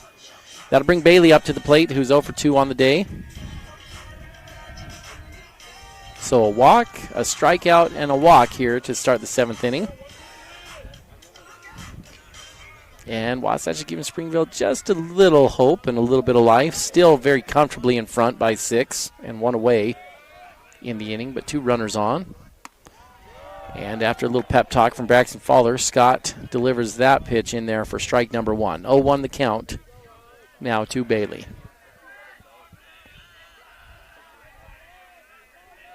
Couple peeks at second.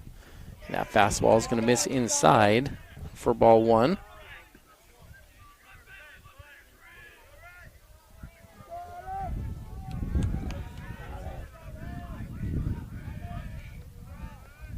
Curveball in there for strike number 2.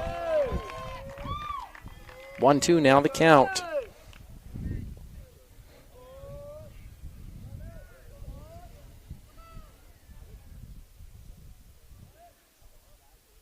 We're stopping play as the field umpire is going to walk all the way over to the third base coach of Springville to share his displeasure with him.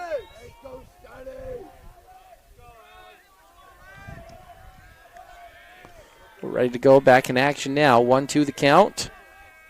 That was an odd moment. Field umpire walked all the way over. Got right in front of the third base umpire. Ground ball to Fowler. Chance for 2. Fowler flips to Salmon. Salmon throws to first. And he's off the bag. And so won't quite end the game. But it will get the second out. Fielder's choice. 6-4 put out.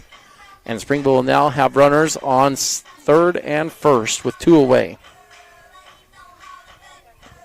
That moment with that field umpire, I'm not exactly sure what he was saying over there, but he walked all the way over, stopped play, went right in front of the third base coach, said something, kind of put his hands up around him, and didn't look like a brotherly love kind of conversation either, and then he went back out to the field. So here we are, 2 away, bottom of the 7th, runners on first and third for Springville. And Wasatch on the verge of getting win number 11 here today at Springville. Scott just needs 1 more out. That pitch in there for ball 1 outside.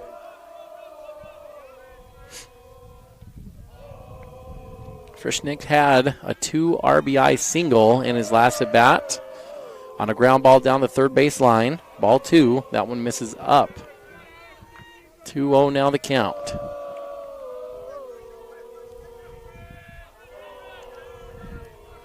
Springville holding steady. First and third, not wanting to go here. There's a curveball in for a strike, making it 2-1. Obviously, Red Devils not wanting to run into the third out when they're down by 6. Just need base runners here. 2-1 the count. Pickoff move over to first base from Scott. It's in there safe.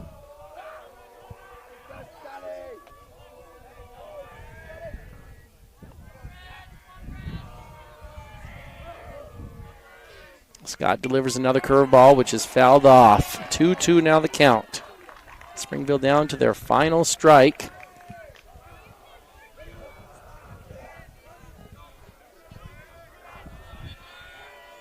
Two outs. Wasatch leading 13-7. Scott delivers, line drive to center field. Brown on it, and there's the third out of the ball game. Wasatch gets the win, 13-7.